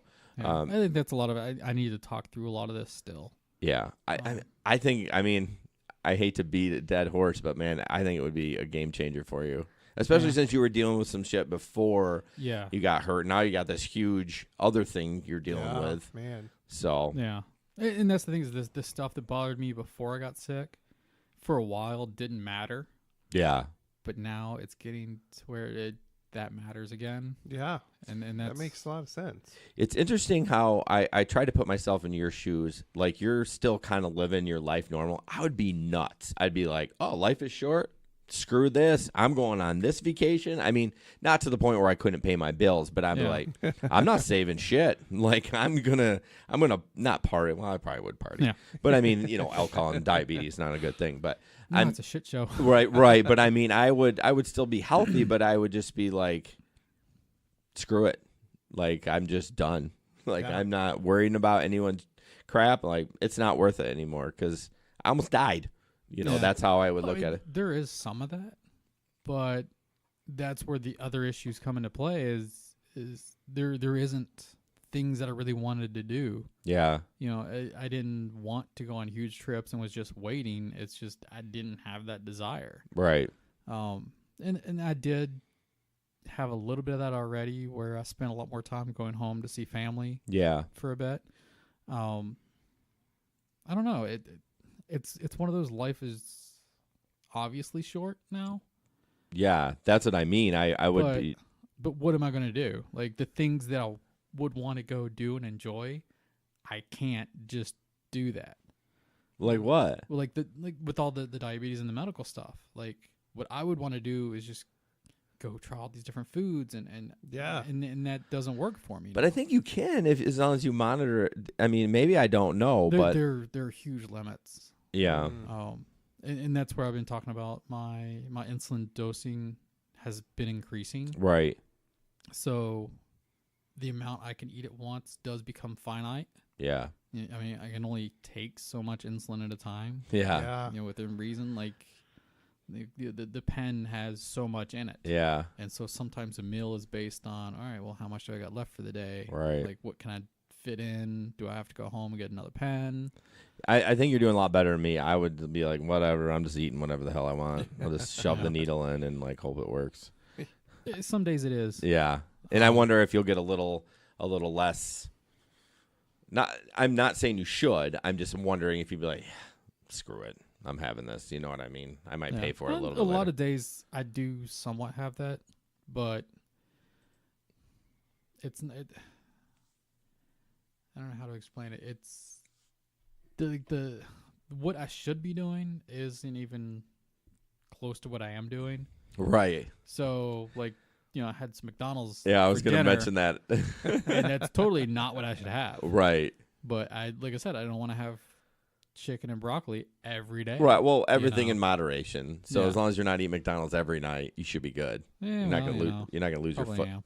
Are you? Yeah. Okay. Well, we'll move on. But no, that's the thing is I don't have that drive, and maybe that's where I need to find the therapy is I don't have the drive every day to be like, all right, well, I'm going to cook this amazing, like, healthy stuff every day because I don't want to. Yeah. Yeah, that makes It's- sense. I don't want to spend 2 hours a day preparing Prepping. food that's really not all that great to begin with. Right. You know, it's a lot of that is where I just don't have the interest in really going full on because I tend to be either all or nothing with so many things. Yeah. Either I'm going to be super ridiculously healthy or just not. Yeah. Mhm. Like I don't It's hard do to find the moderation in-between. well. Yeah. Well, yeah. As we wrap up, here with this, I think therapy would be great for you. I might check in later with you and see. Yeah. And again, I don't want to force you to do it, but No. out of everything that I would tell my friends that would be helpful would be that. Yeah. I mean, I would. Yeah. when- I remember Jason kind of, I don't want to say you forced my hand, but no. you were very encouraging, that I go back, and I had a pretty rough experience with a therapist that it didn't do anything for me. I mean, Mhm. he gave me Bible verses and, and kind of sent me on my way, and it just didn't click. So I was kind of fed up with the whole idea of therapy. Yeah. And truth be told, my wife is actually a therapist. So I've got my wife saying you should go, and then all of a sudden I got Jason saying you should go. Well, then she was all fussy. She's like, "Oh, Jason says you go, and I say you don't." Well, it's like, yeah, of course, it's your wife. You never listen to your wife. I mean, you're like, okay, yeah, whatever, Right. And then your best friend tells you, or your friend, and you're like, "Oh yeah, I probably should go." Yeah. So, but it was so refreshing with my new therapist. Mhm. His name is Tom. First appointment, I sit down. I kid you not. The first words out of his mouth, Ben, us men, we're pretty fucked up. And he's like, it's you and I. It's now our job to unfuck yourself. How's that sound? And I was like, And this dude's like what, like 70, right? yes. I mean, he knows his stuff. He is super smart, very well respected in the community for his knowledge of therapy, but just so down to earth. And he's like, this is what we're going to do. How do you feel about that? And I was like, wow, I guess I wasn't expecting that coming in here, but I guess you'll beat my ass if I say no. So Right. I think I'm going to try I was it. like, well, that sounds, not necessarily the words I would have used, but that's really what I'm after. He's like, great, let's get started. Mm-hmm. So Yeah. it was pretty I'll- incredible. I'll go back. I just. Yeah, well, don't go back Yeah. because of us. Like, I just saying from Yeah. somebody that's dealt with it, 2 people, and then Mhm. there's millions of other people, and that's kind of what we talk about in the podcast. Is like it's kind of like a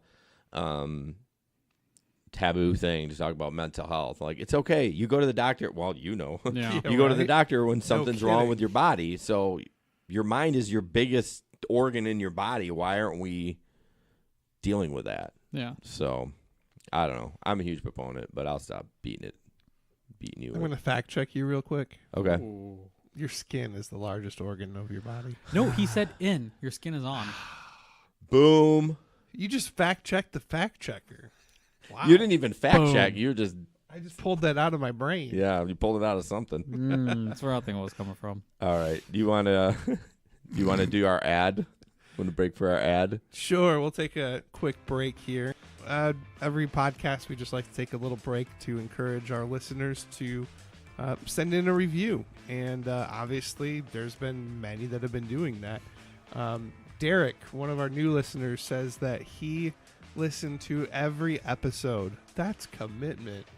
Yeah, they're about 90 minutes to 2 hours a piece. Yeah, and then 21 of them, well, I guess it was 20 when he started listening. So let's say for math, 40 hours of content. That's like listening all week at work. Holy cow, you're right. That's 40 Man. hours. Yeah, I was teasing you. really? Yeah. Oh. I just let it bounce off of me, and now you sound like an idiot. No. Back to the ad. Wow. So, About that breakup. right? So, in all of our banter and back and forth, we do really appreciate your feedback. The reviews, even if they're not 5-star reviews, I mean, you can give us something that's not 5 stars. Tell us what we need to work on. Yeah. Tell As us long what as you it's want to hear. constructive criticism. Exactly. Can you just email that? Yeah, right? Tell us what we need to work on. Yeah. Give us some feedback. What do you want to hear on the show? Like, we do this, it's really an experiment. That's how it started, but it's becoming, a source of hope, a source of growth for people. So as that happens, let us know what we need to do different. Yeah, we really loved getting the emails. I was so excited. We had an email from the one we talked about with the transgender. I'm like, We have Like, a listener. we have a listener that wants to talk about and something. she's not from Michigan. Right, even And better. she doesn't know any of us. Right. It was It's incredible. not our wives. Yeah. So yeah, as this continues to grow, we want you to be a part of it. So send us questions, send us reviews, send us honest feedback. Makes all the difference. And the last part of that is share this with a friend. We're on Facebook. You can go to our website and see all the places we're connected on our social media page. Give us a share. Shout out to your friend. See if you find this valuable. I'm really struggling with that there. Too much apparently. talking. No, Yeah. but the sharing part, Zane brings up, which is such a good point. Like if you see us go live or whatever, or just click share and just real quick share to your Even if you're not going to watch, you Yeah. can share it. because you never know, someone might be interested that Mm-hmm. you're like, oh, this is boring, I'm going on. But I notice on the Facebook Live we have a lot of people drop in and then they leave, but it's fine. They know about it, they see Yeah. it, they go, oh, maybe I'll check it out. Yeah. So, Yep. all right, we're gonna jump into current events. This one, I'll let Ben do this one. This one is I can probably do it on here. An article about a business in where? Muskegon. Or is it Muskegon? I'm not really sure. But no, yeah, I've both. got Both this one and the pothole one's from Muskegon. It was intentional. So Muskegon is a place that I wasn't super familiar with as a kid. I mean, I went to Michigan's Adventure, which I guess is in Muskegon. I think it's in area. Muskegon County. Yeah. So Muskegon-ish? yeah.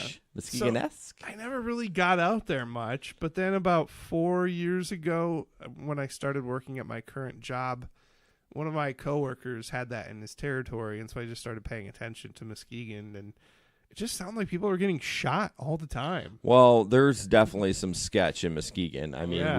we Oh, yeah. I mean, we've delivered Amazon Flex in the Heights sometimes, and yeah. it's like, I mean, it's just, I shouldn't say it's sketch, and well, it is sketch. I mean, you drive down the road, and it reminds me of Detroit a little because there's a Yeah. lot of buildings that are just run down Yeah. and closed. Yep. So, And when that coworker left the company, I ended up taking those accounts that were in Muskegon. So I spent some time out there.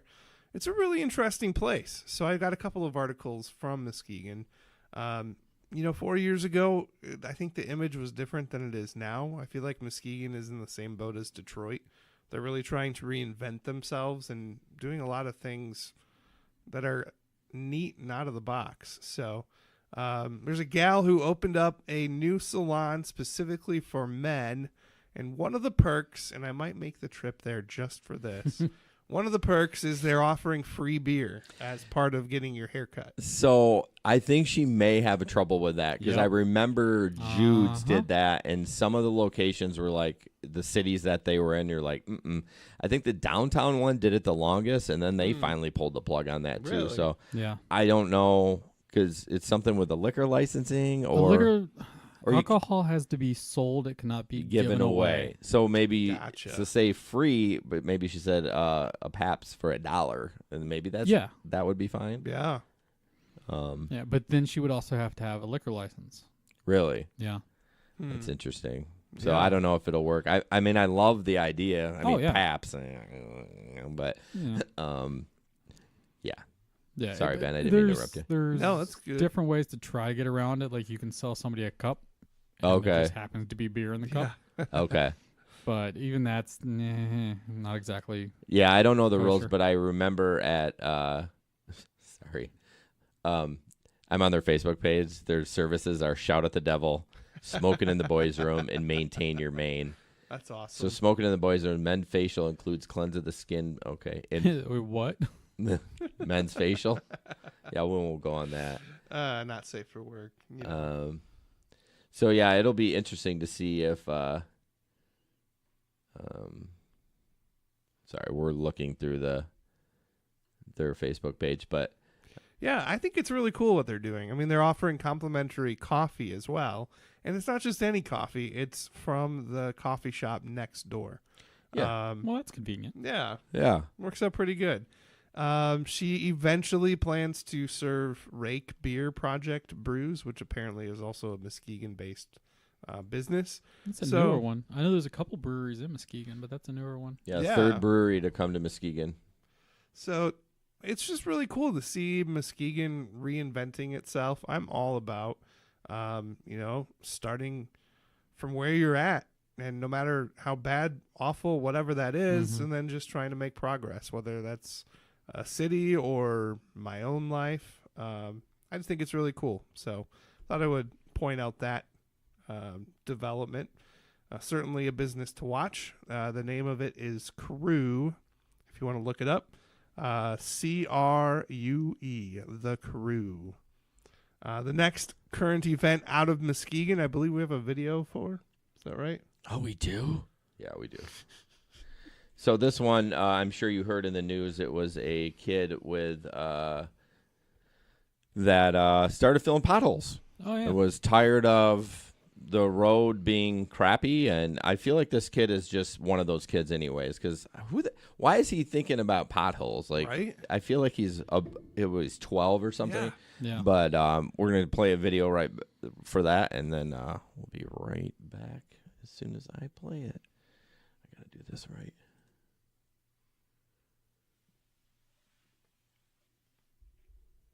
In the Delaware Valley have begun to clean up some of the potholes. They've been awful, right? I know. They've been plaguing commuters. But listen to this one. A boy in Michigan couldn't wait for repair crews. He decided to fix the potholes all on his own. 12-year-old Monty Scott says he's witnessed so many drivers damage their cars while driving down his street like Tamala Edwards. So he's in Muskegon Heights, but he picked up a shovel, some Muskegon. loose stone and dirt, and the boy got to work. I didn't want people like messing up their cars like my mom did, because like if somebody were to drive down the street, hit a pothole, mess up their car, spend like $600-700 on their car to get it fixed, they would be mad. He didn't ask anybody to do them. He just took it upon himself to do it. And that's just the type of kid he is. When he sees there's a problem or a need and he thinks he can fix it, he'll try to fix it. Oh my gosh, I love this boy, right? Monty has already filled 15 potholes. He hopes to finish the street and keep helping the community out. This is interesting because I have tweens and teenagers who I try to like pick up their own dish on a daily basis. It takes me all day. This kid's like, hey, I'm just going to jump in and help some people. They're no Monty. So, oops, wrong remote. Wrong. There we go. We're back. Yeah, that kid is amazing. So there was a couple other articles out there that said he was taking the dirt from his backyard. Yeah. His mom's backyard. I'm like, wait a minute. So he's going to have like a war zone in the backyard? But Yeah. I mean, I guess if you don't care about your backyard, you just like whatever. I love that story. Unfortunately, when it rains, it's going to turn to mud. But at least he's taking initiative. And The kid's trying. I mean, that's more can be said for probably a lot of the other children in his area. Yeah, if they're on a device or whatever. But what's cool is it got Muskegon Road Commission. They called them, and so it kind of got the ball rolling for this street. But some of those photos of that street look terrible. Like they look like they hadn't been addressed. And like we're not talking just a pothole. That one probably could fit it. They're craters. They're craters. They're absolutely craters. They will eat a small child. So what do we got next? Oh gosh. Yeah. So this story, the synopsis of it is a grandma gave birth to her own kid. So weird. So she was 51. And then there was two, they were gay, two guys. And I'll let the story do it, but I think it was like the egg was from a donor. Her daughter. Oh, her daughter. Yep. No, her. Yeah. It was? Oh, so one of the dude's brother. Okay, I'm just going to play the story. Probably a good idea. Yeah. We're getting all the details wrong. Couples having a baby can be a challenge. But for Elliot Doherty and Matthew Elledge, having their daughter started with an unconventional offer. I said, I would love to be your carrier, gestational carrier. I said, I love being pregnant. And I said, I think I'd be a good candidate. Of course, they laughed because they're thinking you're menopausal. But doctors said the 61-year-old grandmother was a perfect candidate to be a surrogate through IVF. I looked at my husband and I'm like, well, I guess we're going for a ride. We're going to go forward.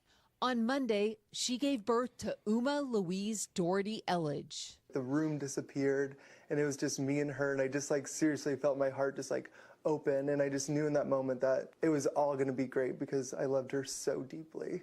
Creating Uma was truly a family affair. Matthew's mother would carry the baby. Elliot's sister donated the egg, and they used Matthew's sperm. I knew that it was what I wanted to do. I wanted to help them. I was excited for them. Oh, yeah. Are you sleepy? The new parents plan to tell Uma Cute kid. all about it.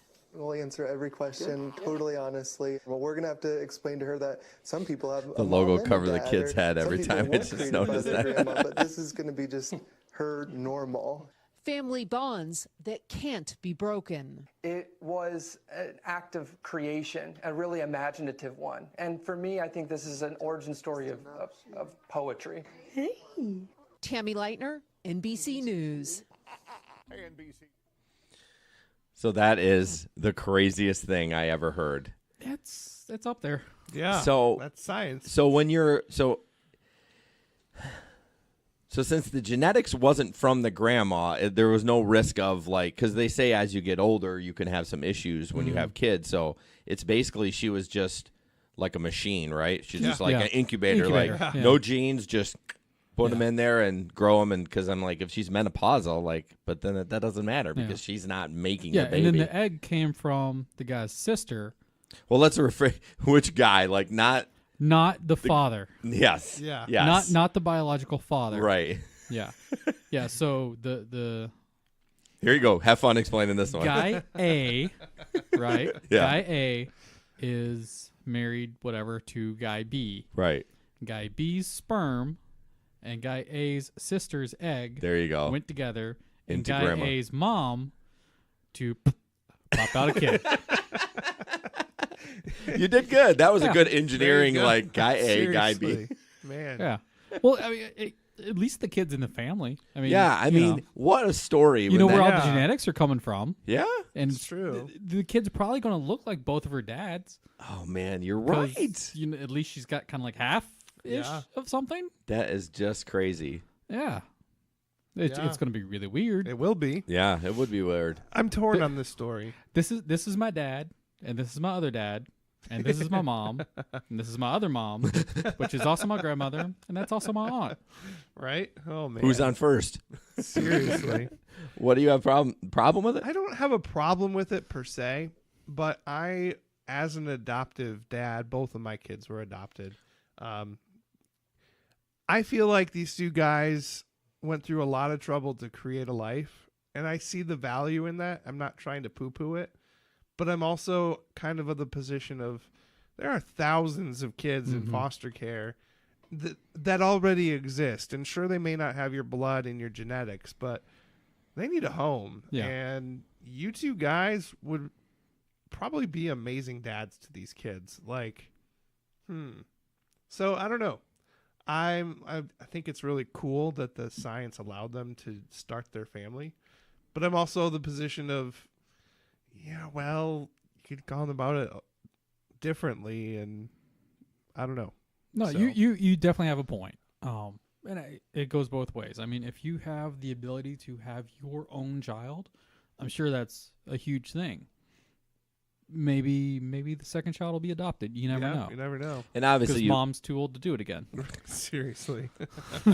no, they'll get the egg from the other sister on the other side, and the sister that presented you the egg go. before will be the Yeah. carrier of the baby. Oh yeah, let's just make this a mess. Yeah, let's make it a mess so we don't know who's Family what. tree looks like a tumbleweed. Right?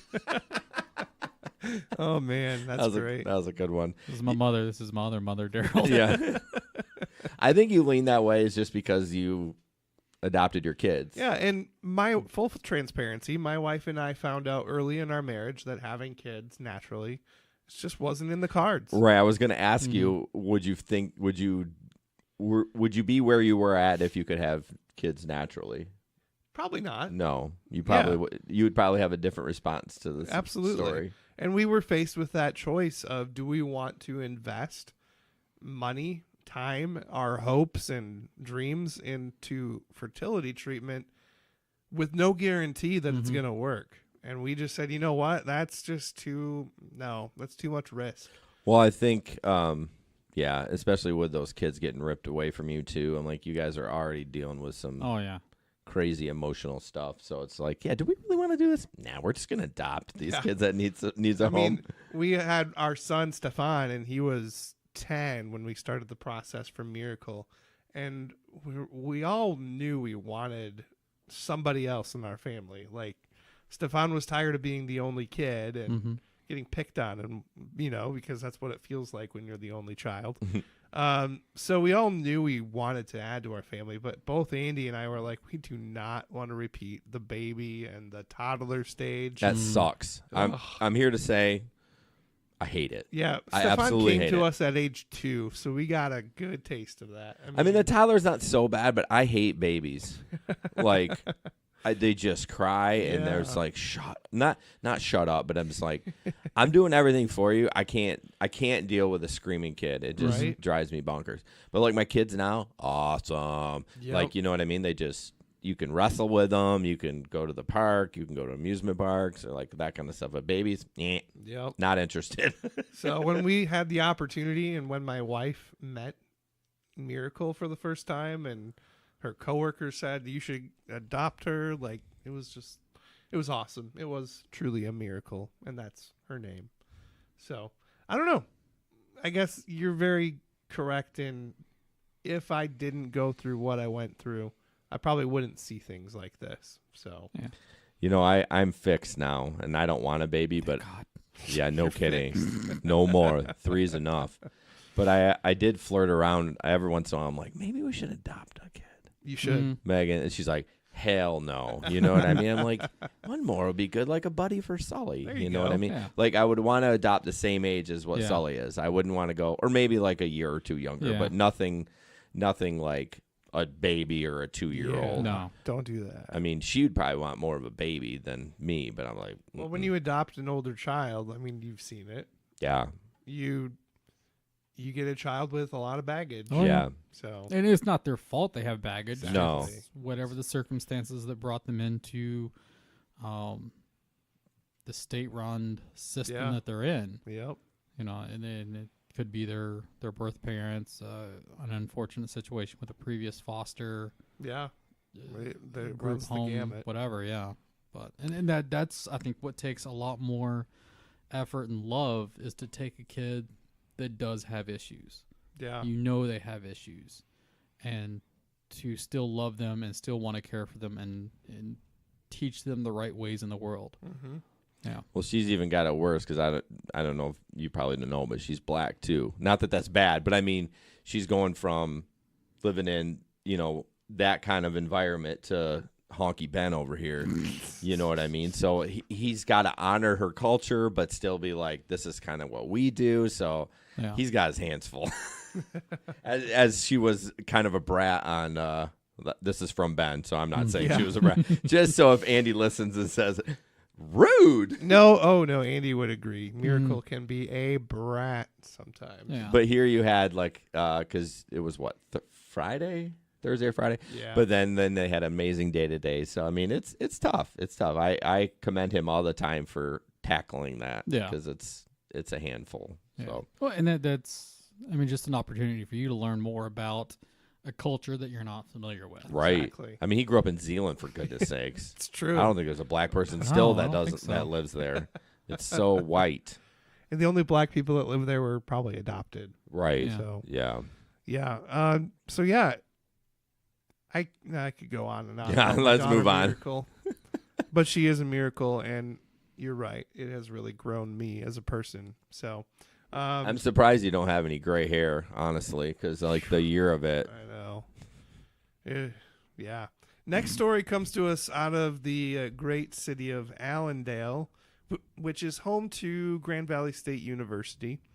Outside of Grand Valley, though, Allendale just happened to host that university. That's really the only connection There there. was the large chunk of land that was open. Yeah. That's what that was. Yep. So they went. It's to bizarre Allendale. that they built out there, but I mean, it's grown. Oh yeah. It's crazy.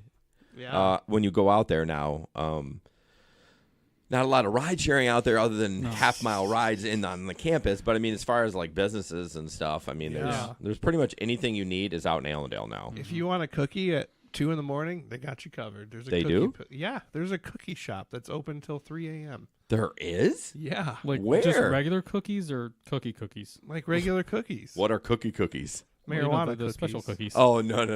CBD cookies. So, speaking of that, so marijuana is legal right now. You can grow it in your house up to 12 plants, and you can have a shit ton on your person. It's like the biggest in the country. Yeah. But you can't still go to a store. That does not become live till Right. December of this year, Right. Okay. until the licensing is approved. Because, not that I was looking, maybe I was looking. I messaged my buddy. I'm like, "Can you buy pot now in the store?" And he's like, "I think so." And I'm looking it up, and then I started reading some of the news articles, and it's not till December. So, Yeah, it passed without any of the background established. okay, Yeah. is that what it is? So they give Yeah. them 1 year to be get all that lined up. I don't think the government thought it was going to go through, so they just didn't. Well, plan. Lansing has a bunch of, and now I don't know if they shut them down since this went through, but they had they were already selling medicinally. Yeah. Where you could go, it was a shop. You walked in, you just got what you needed and walked out. But obviously, even though it's legal, I couldn't go in there because I don't have a medical marijuana card. So I was just curious about that. But that's another big topic. Yeah. But I'm interested in that. I'm interested in getting something to just. I have smoked it in the past and I hate it. It's terrible for your lungs and I want to die after I do it. So it's I want to get something, just a small little something, just chill out. Yeah, So, take the edge off. take the edge off. So we'll talk about a little bit of CBD, which I'm kind of passionate about that too. Yeah. So But go- back to Allendale. thank you, sir. So Allendale is part of the Bible Belt of Michigan. Yeah, big time. As if the Bible Belt needed a smaller belt. Right? Seriously. So there is a a high school senior that biologically was born as a male. However, this individual has decided to transition and identify as a female, so transgender. And she says, it's scary being a trans person because I know there are people out there who just hate me for being myself. And this part is awful. Christians, I'm sure. There have been kids who have approached me and they say, hey, you should burn in hell. Again, if you're making a claim like who are you to say that anybody is going to burn in hell? Like, who gave you that right to even take that position? Like, how do you know? Like, well, I believe it's he without sin shall cast the first stone. Exactly. Well, kids are assholes. I mean, It's let's true. just face it. That. Well, I mean, it's just like, man, if I heard my kid say that, I'd be like, the hell? Like, I don't think I'd give him that much. It would just be like 4 across the back of the face. yeah, right? well, yeah, they're frowned upon that, but no, but I would want to do that. No, Yeah. So this kind of ties back a little bit to the last episode where I talked about my conservative upbringing and the fact that my parents actually pulled me from sex ed because in super liberal Zealand, apparently sex ed is just of the devil. Can you believe that? His parents pulled him out of sex ed. Yep. So I would go up to the library in middle school and I studied rocks. That was And they didn't. I don't think that. I think the fact that you went and studied rocks means you didn't need the education on sex ed to begin with.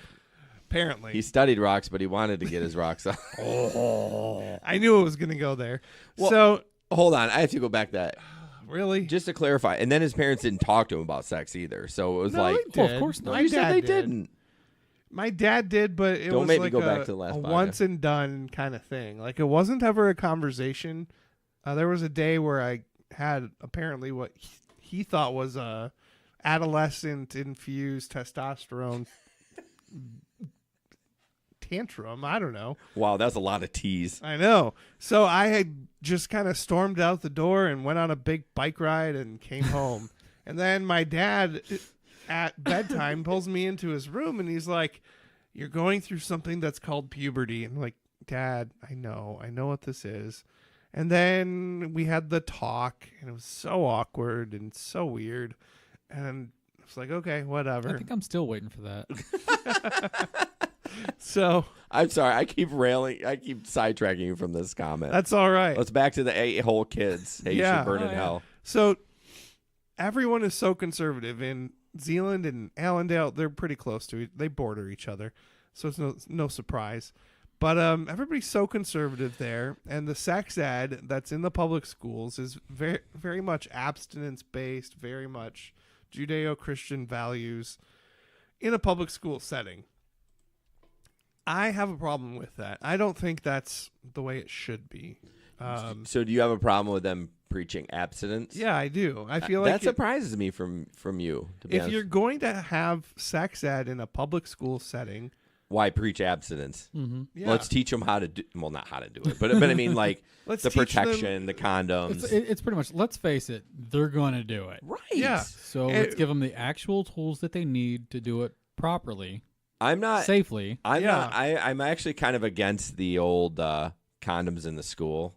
Like, let's educate them how to protect themselves, Yeah. but I'm not going to be like, yeah. Well, no, Like, here's if- a condom. Like if I gave a condom to my son, I'd be like, "Oh, I'm telling you to go have sex." Yeah. I'm Yeah. like, you're smart enough Well, to. yeah, I mean, yeah, I guess don't give it to them, but say, all right, if you're going to do it, But this these is how you're are supposed right. to Okay. take When you care of said yourself. tools, I wanted to clarify if you're Uh, just mental tools. Mental tools, yeah. Okay. Because I mean, educational. if you look at schooling in America with other topics, teachers aren't telling kids what they have to believe about that subject. They're just telling them. They're informing them. You know, there's so many different views that you could take of history, whether it's Nazi Germany or pick an event. I mean, there's so many different spins and takes on it. Teachers are just teaching the events, the history. So why is it that with sex ed they have to There's some morality. come in and mix Yeah. morality into it? Well, I don't know. You mentioned the Nazi thing. I mean, they teach them this is what occurred during that period of the late 30s into the 40s. But there is some part of that where they're saying, yeah, hating Jews is wrong. Yeah, That's true. There is true. Yeah. Not saying it's right, but no. What I think there is a morality that's in there That's true. regardless. That's true. Sure. And it's said that the winners are the ones that write the history books. Yeah. Wow. That's deep. That is. But it's true. You're right. There Yeah. is some morality there. Yeah, Obviously. there's a morality in everything you're going to teach. This may be the extreme end of that morality. I feel like this is it's different somehow. It's like there's no room for interpretation. Like this is sex ed. You're not supposed to have sex. Don't have sex. Don't have sex. Don't have sex. I feel like they should just say, this is what sex is. This is what sexual identity and sexual orientation are. This is what gender is.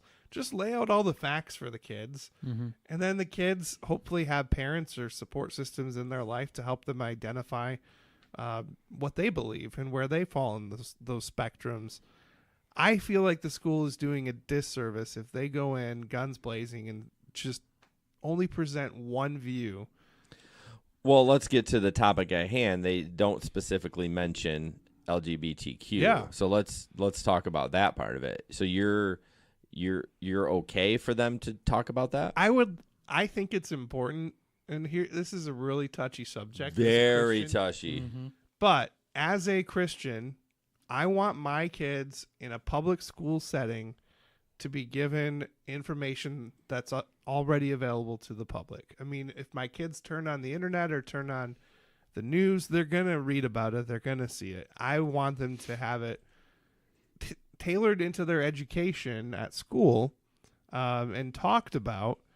And then it's my job as a parent to follow up on that when they're at home and say, well, this is how we see things, and this is what our faith tells us. So I think it's important to include it, absolutely, because they're going to hear it elsewhere. So I would rather they hear it at school. And that's a good point. The kids are going to hear it somewhere. It's going to Mhm. be on Facebook, Twitter, Instagram, some other social media. And you would prefer that the school takes a stance on, here are the facts on what it means to be LGBTQ plus, Yeah. all letters. But here's what it is in a medical science type definition. Mm-hmm. These are the facts. These are the misconceptions.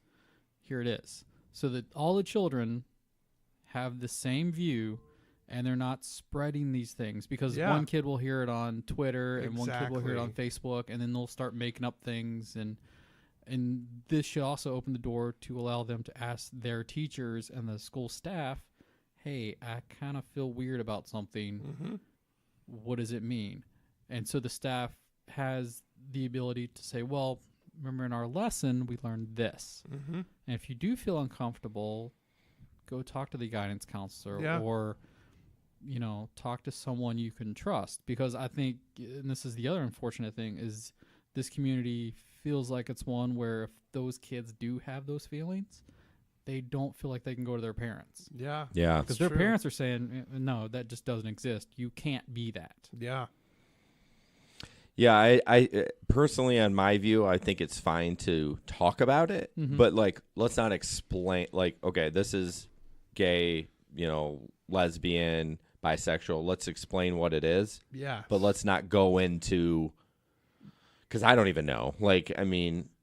Let's not go into the full agendas of right? identifying. Again, no morality. We're not judging, but this is what it is, and this is. Well, Facts. also, how Facts. old are the children we're talking about? I mean, if this is sixth high grade, school. In this story. well, there's a big difference between freshman and senior in high Yeah. school. Right. No I mean, kidding. the concept of understanding. Mm-hmm. Well, apparently, there was a group. They formed a group called CAST, Conservatives of Allendale stand together. and they sent a 29-page complaint to the school board. They accused liberals of trying to indoctrinate their kids with radical sexual Ideology. Thank you. They demanded that the district ban any mention of LGBTQ Just issues ban in it. sex ed or any other class.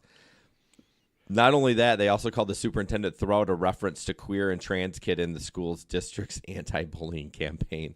Yeah, that part goes too far. That's a bunch way of- too far. I mean, they have a right to do that, but man, they're freaking out. Yeah. And that's the thing with conservative Christianity that I really struggle with. Me And too. this whole podcast is about the opposite of that. Is to just throw up our hands, say, nope, I don't believe in that. I'm not comfortable with it.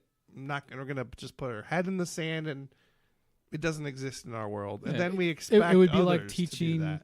It would be like teaching World War II and just saying, "Oh well, the Holocaust part that didn't happen." Yeah, right. I mean, you can't leave it out. No, It's, so I just really struggle with the idea of Christians coming together under their religion and demanding that the school take out any mention. Like, okay, I can understand if a church group says, you know what, it's really not in our agenda to to identify with this whole agenda of the LGBTQ plus. Fine, but we can at least mention it. Like, that's important to at least mention it. Trying to find an article here. It talked about the program that they're basing this on. That cast group, or the program that the school is using to teach this. I really got to read this article again because I keep reading things and going, what? Yeah. Like, I've skimmed it, but I'd like to get I can't remember the. Yeah, it was an actually interesting read. Kind of what I'm getting at is the program that they're using to base their sexual education class does cover some of these topics, but the school is glancing over it. Just choosing not to talk about it? Choosing not to, or not exactly teaching what the curriculum was designed for. And I think that's the problem, is they're taking something that was designed as a whole picture and chopping up the pieces that they want. What would you guys, now I'm a small government guy, but what would you guys think about the state of Michigan saying, this is our curriculum? I know I cannot say that word. It's all right. Curriculum. I hate you both. And said, this is what it's going to be. You have to follow this. If you're in a public school, state funded, this is what we're going to do. Instead of having the school board, like Allendale, approve this one, but we're going to take this out, and the school board's, yep, okay, so this is what we're going to do.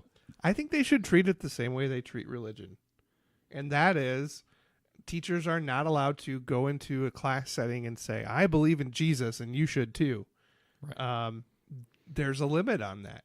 Now, before and after school, teachers can be involved in sponsoring on-campus discussions, groups, whatever. I think it should be the same thing with this issue. I mean, I think it would eliminate a lot of these things that pop up. Yeah, if the whole state says this is the curriculum, you're going to teach it as instructed, right? And so be it. And the teachers should have to go to a class on the curriculum, and prove that they can and will teach it in that manner. And if a teacher is not willing to teach the children what they're supposed to, then maybe they shouldn't be in that setting. Some of the things it says, one student said it left her feeling dirty. Another said the only thing we learned about gay sex is it gives you STDs and you shouldn't do it. Yeah. Wow. Like I said, I need to reread this article. The program that they're using is called Willing to Wait. Yeah. And it meets the requirements of Michigan law, emphasizing the benefits of abstaining from sex until marriage. Oh, so there is a Michigan law for the education. So it's kind of a broad thing. You can kind of... Interesting. I don't know. Yeah. It's such a... I would hate it. I would actually...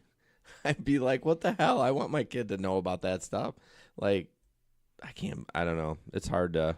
And some of the parents are saying they don't want school to talk about it because they feel it's their responsibility as parents. Yeah, those super right-winged Christian group, whatever, cast, they ain't going to say shit about it. No, they're not. They're not going to. So as far as it's going to go, it's going to say, keep your pants on. Yeah. Yeah. I mean, it's their right to do that. As much as I threw out the right-wing crazy nut, whatever. I mean, it's not. It just that kind of end kind of goes with a really strict Christian is usually really super right-winged. But for them to say that it's up to the parents, well, you're not going to say anything anyway. Well, no. So and how is a class that teaches children about diseases be it sexually transmitted diseases, any different than a class that teaches them about diseases that can cause major health issues like polio and measles. Hey, let's not So talk. these same people that aren't teaching their kids about STEs are probably going, they don't need vaccines either. Oh, man. I'm not going to touch that one. Yeah, anti-vaxxers. Ugh. But Flat earthers too, man. right. I mean, They're I all would, around the world. I kind of. It looks like NPR reached out and they wouldn't talk, but I'd like to get the person that they were talking about. I don't have the name, but Ben, help me. The name of who? Robinson is her last name. Oh, The kind of what the story's about. The Quinn. girl. Quinn. Quinn, Yeah. yeah. I'd like to get her in. yeah. I'd be interested. I don't know if she would, but it seems like this topic has come up quite a bit on our podcast. It So is. people are interested in it. People want to talk about it, and I guess we kind of have a platform where we can. Yeah. But it's tough. It's such murky water. It is. I don't want to offend anybody, but I also have my view on it and stuff like that. I mean, well, let's face it, you're going to offend somebody. I mean, there's no doubt about that. So, let's jump into the last article. It is a video. So, and then we'll be almost done. This is about CBD, which I'm kind of passionate about. I don't take it currently, but I'm in the process of that. So we'll play that video. CVS is jumping on the CBD bandwagon. More than 800 stores in 8 states now selling creams, sprays, roll-ons, lotions, and salves that contain the ingredient derived from hemp plants. We're going to walk slowly, but we think that this is something that customers are going to be looking for and is part of the health offer. CVS will not sell CBD supplements or food additives, just externally applied beauty products. CBD creams are already wildly popular, sold everywhere from Neiman Marcus to Sephora, claiming to improve skin or reduce pain and inflammation. At Cannabis Massage in Hermosa Beach, California, customers pay $90 for a massage using CBD topical oil. They come in for pain, inflammation, stress, anxiety, and those are the things that CBD combats. Though CBD comes from a type of cannabis plant, it does not induce a high. You just feel very calm. It's like taking a big chill pill. But there's no scientific evidence yet proving it works, or if creams even get absorbed deep into the skin. Just buyer beware, no going into it that there is no evidence for it, but if you're going to walk out feeling better, I'm not going to say that's a terrible thing, but let's get the real evidence. Scientific or not, a mainstream pharmacy is banking on the latest trend related to marijuana, and customers seem buzzed to try it. Kate Snow, See what you NBC did there? News, New York. So yeah, I have some cream. Well, it's not actually. It's like hemp derived. Thank you. Words It's are late. hard. It's like 2 hours in. I So know, man. And it does seem to work a little bit, but I'm excited for the actual CBD stuff. Now you can get it. You can buy it in Michigan. There's tons of places you can buy it. I don't know. I think it will help a lot of people. The stories I read is it helped the epilepsy. It helped my grandma's arthritis. Like I don't see any, and it can't hurt. I guess what I'm trying to say. It's not going to hurt you to take it. It's only going to be beneficial. So I'm actually not proud, but good business move for CVS because this is going to be a boom. In the next year, we're going to see crazy CBD in this state. Not only that, and regular marijuana, but CVS is like now they're not providing the supplement. That's the problem. A cream or whatever, a salve is kind of like, okay. But when you actually putting a supplement where you drip the oil in your mouth, which I think that's beneficial. I mean, the cream, let's get it right into your bloodstream, like put it into your mouth. So I'm actually thinking about getting some and trying it out. Cause like for a while there, I don't think they would ship it in Michigan because of, I think even though there's no THC in it, you couldn't get it here. I could be wrong. It was murky enough that crossing state borders got into a federal concern. Well, I think what a lot of companies wouldn't, but maybe some would. I don't know. I just remember looking it up. It was like, they're not going to ship to Michigan or whatever. But, which is probably good on them because then now that it's cool, then they're like, okay, we didn't really do anything before, so maybe we're in the good. So what do you guys think about that? The CBD oil? You interested? I am. I had I don't know if Andy wants me to mention this, but too late. Yeah. Do you want me to pull the plug? Nah. But our son has some issues with regulating his emotions sometimes, to the point where he's put holes in the wall and whatnot. And for a while, we were considering, would CBD oil be beneficial to him? And it does. Anxiety is a huge thing with CBD. Yeah. I mean, I think people take it more for, I saw a stat somewhere, but more for anxiety than pain or anything else. So, but what we came back to was the fact that he's still an adolescent. He's developing. We don't want anything to interfere with that. So just because there's not a lot of science, we were just kind of like, yeah, but it's not like you're giving him Ritalin. That's true. I mean, this is just a supplement. I mean, I mean, it's not like it relaxes you, but I mean, it's not like you're going to be like, not like the actual pot, like, hey bro. No, it just kind of takes the edge off, I guess. That's what people say. Yeah. So, but for me personally, I'm very interested in it. I'm on a low dose of an antidepressant, and then I do take a number of natural supplements. And I can definitely tell the impact those have on me. And if I could switch out the antidepressant for the CBD oil, I'd be interested. It's not cheap though. Yeah. The company, so there's so many companies out there. You're like, who do you know that's going to be like, it's legit? Is it like not snake oil, but is it as authentic as they say? And that's why you'd want to get it from CVS or a larger, well-known pharmacy. That's true. They've already vetted them. Yeah, that's true. The one I was looking at is from a podcast I listened to, The Fighter and the Kid, and that's one of their sponsors. So I mean, you would think like, oh, it's their sponsor, you know, whatever, they're doing for the money. But these guys are like super health conscious. Like they're not going to put anything in their body. They're like all about working out too. So I might give it a try, but it was like $50 to $60 a little thing, and I think that lasted a month. Go ahead and yawn. It's okay, buddy. I know we've been on for a while, so we'll wrap it up soon. What do you think about it? You're okay think with $50 to $60 a month is expensive? Wow. I mean, for a medication that's, you know, not from Big Pharma. Right. Yeah. I mean, my medications are like pennies on the dollar, it seems like. Well, yeah, they are because you're getting a generic. Yeah. But if you were getting, I don't know. I guess maybe I'd have to look more into what it's meant to treat. That's the thing. You talk about the anxiety, but I don't know if chronic pain is another one that I heard. It's anxiety and chronic pain. I could probably use it for anxiety. Yeah, right. I mean, I guess what I look at it is it can't hurt. It's not. I mean, it's not going to hurt you. It's only where would you rub it? You just rub it on your arm? So what I would suggest if you were going to take it, we would take it as oil. It would be like 2 drops in the morning and 2 at night. That it would just be, or you just drop it in your water or something like that. But the salve or the salve or whatever they call it, the cream, like where you have pain, that's where you rub it. Okay. So hopefully it absorbs into that area. Yeah. I don't know. I'm just going to go down a really bad road if I keep talking. Yeah, let's not do that. We'll move on to our finale here. So last week we kind of switched gears a little bit with our unfiltered finale. We always try to end the show with just a moment of vulnerability. Just here's what's been happening. Maybe it's a high or a low, maybe in between.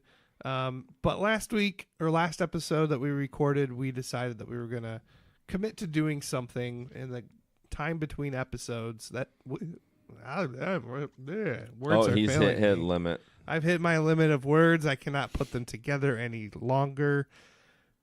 Anyway, let me start that sentence over. We threw out some ideas on things that we were going to commit to doing between episodes as a way of taking what we do here when we record on Sunday nights and making it real in everyday life. So one thing that I really wanted to focus on was my physical health, and a very practical way of doing that was going for a walk at least. I think I said 5 times between episodes. Yeah, no, I thought it was 5 times a week. Well, I certainly didn't do 5 times a week. I didn't do 10 walks, but I did at least 5. Okay. So yeah, was just really good to get out with my dog and go for a walk. And we obviously went for a walk rock collecting yesterday, so that was Frickin' interesting. nerd. Yeah, Such a nerd. And I was looking at one of my pictures, and I was like, that would make a really good puzzle. He does puzzles too. Look at Alex like, huh? Like a dog like, what'd you say? Do you do puzzles? I've done puzzles, yeah. I love puzzles. Well, I shouldn't talk. He's a nerd too. Transformers. He collects a lot of the double Transformer. Nice. Oh. And then the pants come down for the Transformer. Nope, Yeah. those are Ninja Turtles. My goodness. Anyway, Jason, what was your commitment? My commitment was to drink more water. Lots more water. So there's water in there. It's just got a bunch of other stuff. Yeah.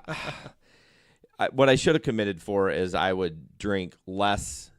I used to drink, or I have been drinking 2 of these a day.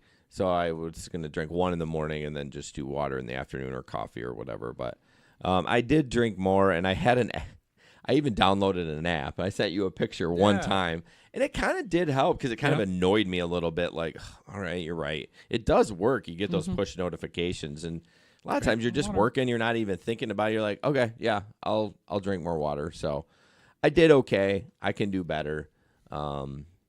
Yeah, I need to drink a ton more water.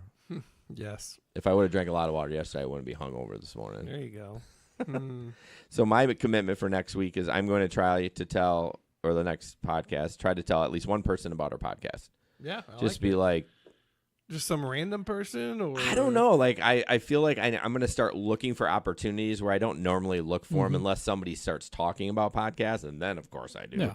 But we have business cards made, and maybe I keep a couple on me, so I'm like, yeah, check it out. So, yeah, that's what I'm going to try to do. So, Ben. Me, I am going to stop looking at Facebook comment. No, I'm just kidding. I'll never stop doing that. My commitment is I want to go on a bike ride 3 times between next episode. There's this great trail in our area. The White Pine Trail goes from Grand Rapids all the way up to Cadillac, I think. So I love that trail, and big part of my growing up years was cycling until I got into a pretty nearly tragic, nearly fatal bike accident. I'd kind of lost interest for quite a while, but I've got that itch again. And so I'm going to take 3 bike rides on the White Pine Trail and probably bring my family along for at least one of them by the next episode. So how close is the trail from your house? I could literally get on my bike, go down Plainfield, turn left on Jupiter, and they put in a sidewalk on Jupiter that connects to the White Pine Trail. Is that before the bridge or after? You know, the big, because Jupiter goes down to West River, right? Right? Yeah, Jupiter crosses West River. Where do you pick that up from Plainfield? Where do you pick that trail up? How far do you get? Belmont. That's still kind of a hike to get that. I'd say it's about a mile or 2 on the sidewalk. I guess it's not that bad. So you go a mile or 2 on the sidewalk along Jupiter, and then you hop on the trail in Belmont, and away you go. Yeah, I used to live on the northeast side, and I would, which I didn't ride to Belmont, but I would take my bike over there on my car and then ride from like Belmont up into Rockford and back. Quite often. It's one of the nicer parts of the trail too. Yeah. Yeah, when we used to live in Byron, the trail would start on 84th Street and go to 44th, and then it kind of went through Rambo Wood and then picked up again. Yeah, it's very odd. It's not the White Pine though. That's Fred Meyer. Oh, really? That's not White Pine? No. Oh, okay. My bad. Yeah. But I thought that all connected. That's the master plan, is to connect them all. It's but not there yet. It's not there yet. But down here you've got the Millennium Park, and a lot of the trail goes through Millennium Park. Okay. Yeah. Is that it's all paved, or is that a lot of it's paved? Okay. Yeah, I No know hills. White Pine is paved from to Rockford, I think, right? It's paved past further than Rockford all the way up Rockford. to about 14, 15 mile. Yeah. And then it starts to get into some gravel. Okay. So Yeah. halfway to Cedar Springs. Yeah. Pretty much. Yeah, I've taken it, I think, as far as about 14 or 15 when the pavement ended. Okay. Okay, yeah.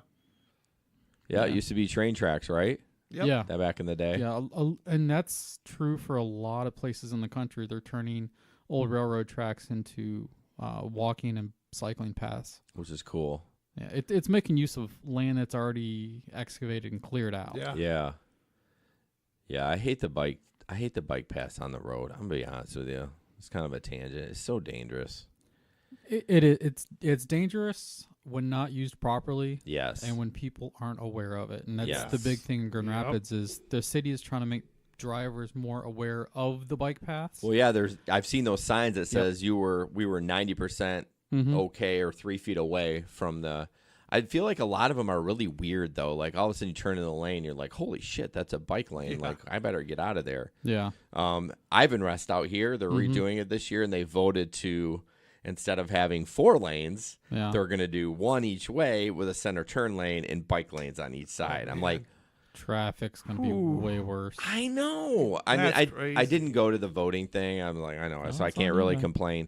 But I was like, there's no way they're going to do that. I'm like, it sounds like a good idea, but I feel like you don't have enough bicycle traffic here to warrant. You don't. No kidding. You don't. This isn't Amsterdam. What? So random. People commute by cycle in Amsterdam. Oh, okay. Well, they do in Xinjiang, China, too. Fine. They don't have cars. Yeah, I was just teasing. Yeah, but yeah, I don't know. I worry. Like, I can be a distracted driver. I'm not gonna lie. Oh yeah. And I'm just like, I wouldn't even dare put my life in. I see people all the time. Like I look at them and they're straight up looking down while they're driving. I'm like, I would never. I mean, I hate to say it, I would never bike on the road. Yeah. It's fine. I know it's fine until it's not fine. Yeah. Case in point, Ben. Right. Yep, it's true. All right, I think we'll wrap it up. It was a long podcast, but Alex, thank you so much for coming. My pleasure.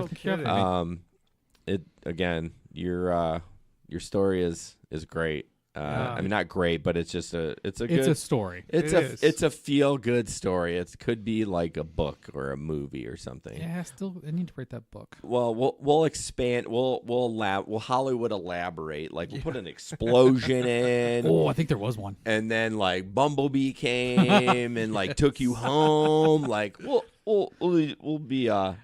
exaggerate. I would have a to little get bit. Spielberg to do the dream sequence. Right. There you go. Awesome. All right. Very good. Well, thank you guys so much for joining us, and we may have an announcement for more recordings, but I don't think Ben and I have officially. Well, the story is. Do you want to just talk about it real quick? The story is that Ben thinks it would be cool to do some in between episode recordings. No, Eric thinks it would be better if we recorded more, and so Ben's like, "Hey, we should do in between," and then I said, I don't know, man. Like, what if we, what was my idea? Oh, what if we had our wives on the opposite weeks? Because Ben, hey, way to go! By the way, you said our wives instead of the wives. Thank you. So, well done. Well, that is an improvement, isn't it? Right. I had a trouble saying the wife, and Megan didn't like that, which I can understand. But I've worked hard on that. But have them, because Ben has some recording equipment at his house, and like on the off weeks, 1 week he does it and then I do it. So with Megan, just sit down, and I want to recap like the episode, because a lot of times they have this feedback, but they just tell us and then it's lost. But so we'll see. Yeah, we'll see. So stay tuned for that. But other than that, thanks for joining us for another episode of Threads. We'll see you in a couple weeks. Bye. See you.